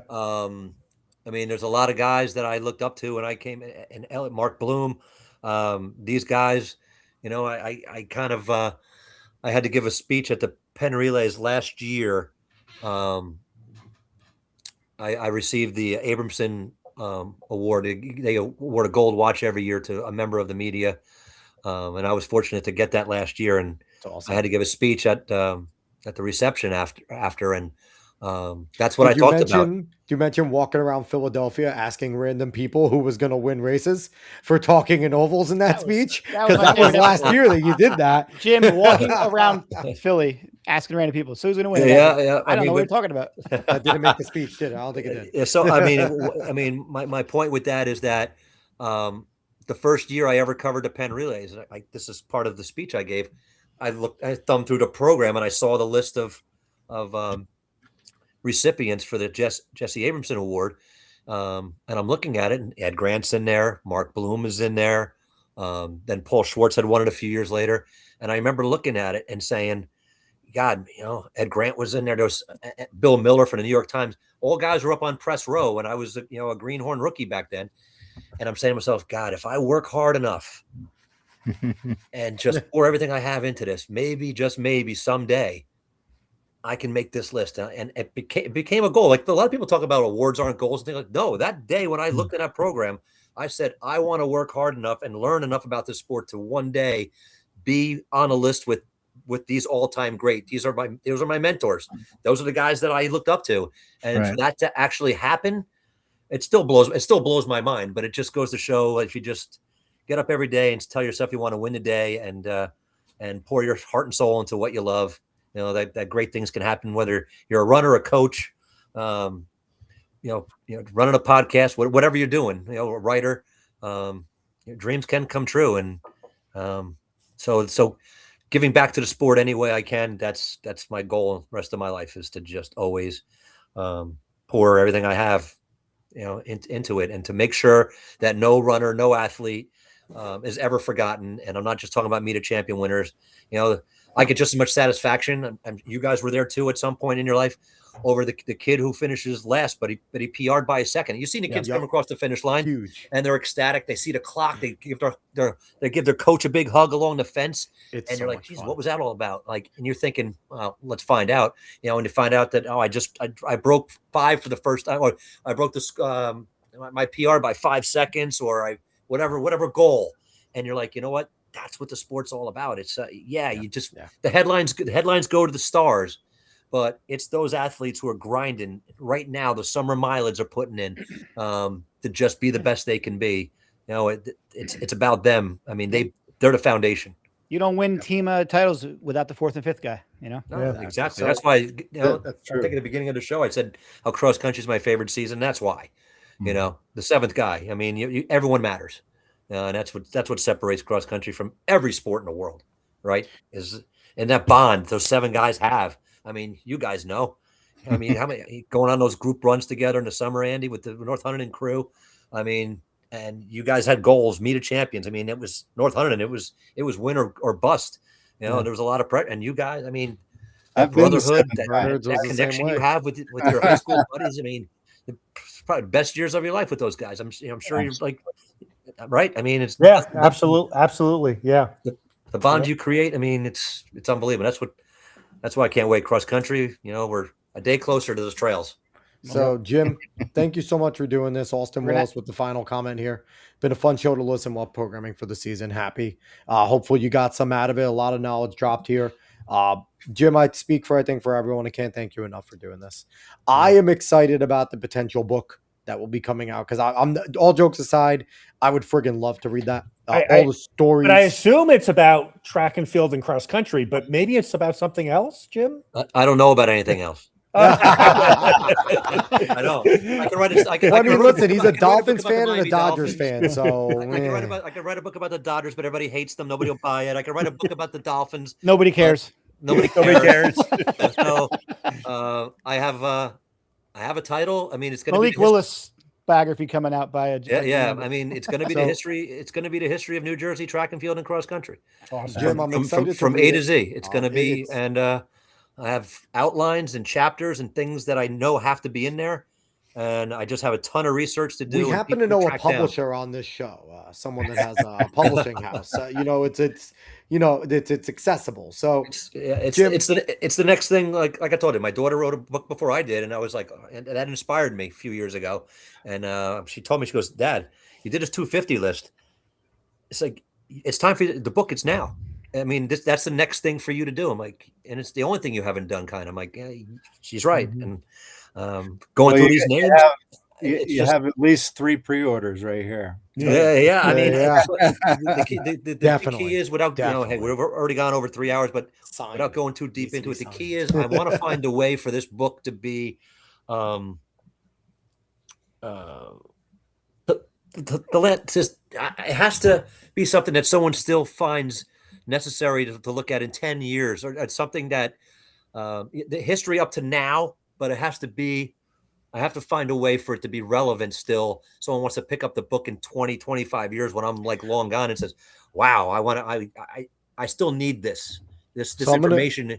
So it's, I want to close out with this. The only thing better than your book is going to be your audiobook, with you reading it in the only way Jim Lambert can read it. And if it's not in your voice, then I will return the actual physical copy. I promise I promise no AI. It'll be me. It needs to be you. Sorry, as much as we could go for how many hours long is that book? You listen, yeah, oh my God. We did miss the 250 mark, but it was well worth it. Jim, thank you so much. Everyone knows what you do, not just for the sport in New Jersey, but for the sport around the country. It's incredible what you guys are doing over at MileSplit as well. You and Robert, you guys are working your tails off, and the athletes know it. They notice it. The coaches notice it.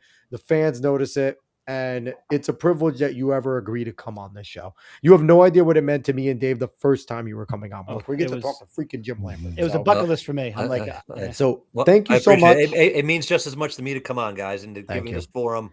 So I appreciate you guys always thinking. We'll see you in a few weeks for the XC preview. Yeah, we'll be back. We're not doing over 3 hours, Jim. We're not going to go to 3:30 on that one. I promise. Can I have a special request though? Can we do it during the day, and I'll do it while I'm running the course at Homedale? I can't. I have children that I'm home to watch, Jim. They are not old enough to watch themselves. We can't do it at 7. It'll still be light out, 7 to 8 o'clock. Although we have been discussing some sort of a glimpse at Homedale with all the new races coming up. Oh yeah, we'll talk. We will talk about that. But everyone, they're still in the idea stage, but there's a lot there, I think. So we're going to cut out of here. We thank everyone for watching, everyone for commenting, all that stuff. Already? Jim, stop it. No, we appreciate you guys wherever you watch from. Make sure you subscribe. Make sure you follow. And we will be back next week. Thank you, everyone. So long. Thanks, guys. See ya.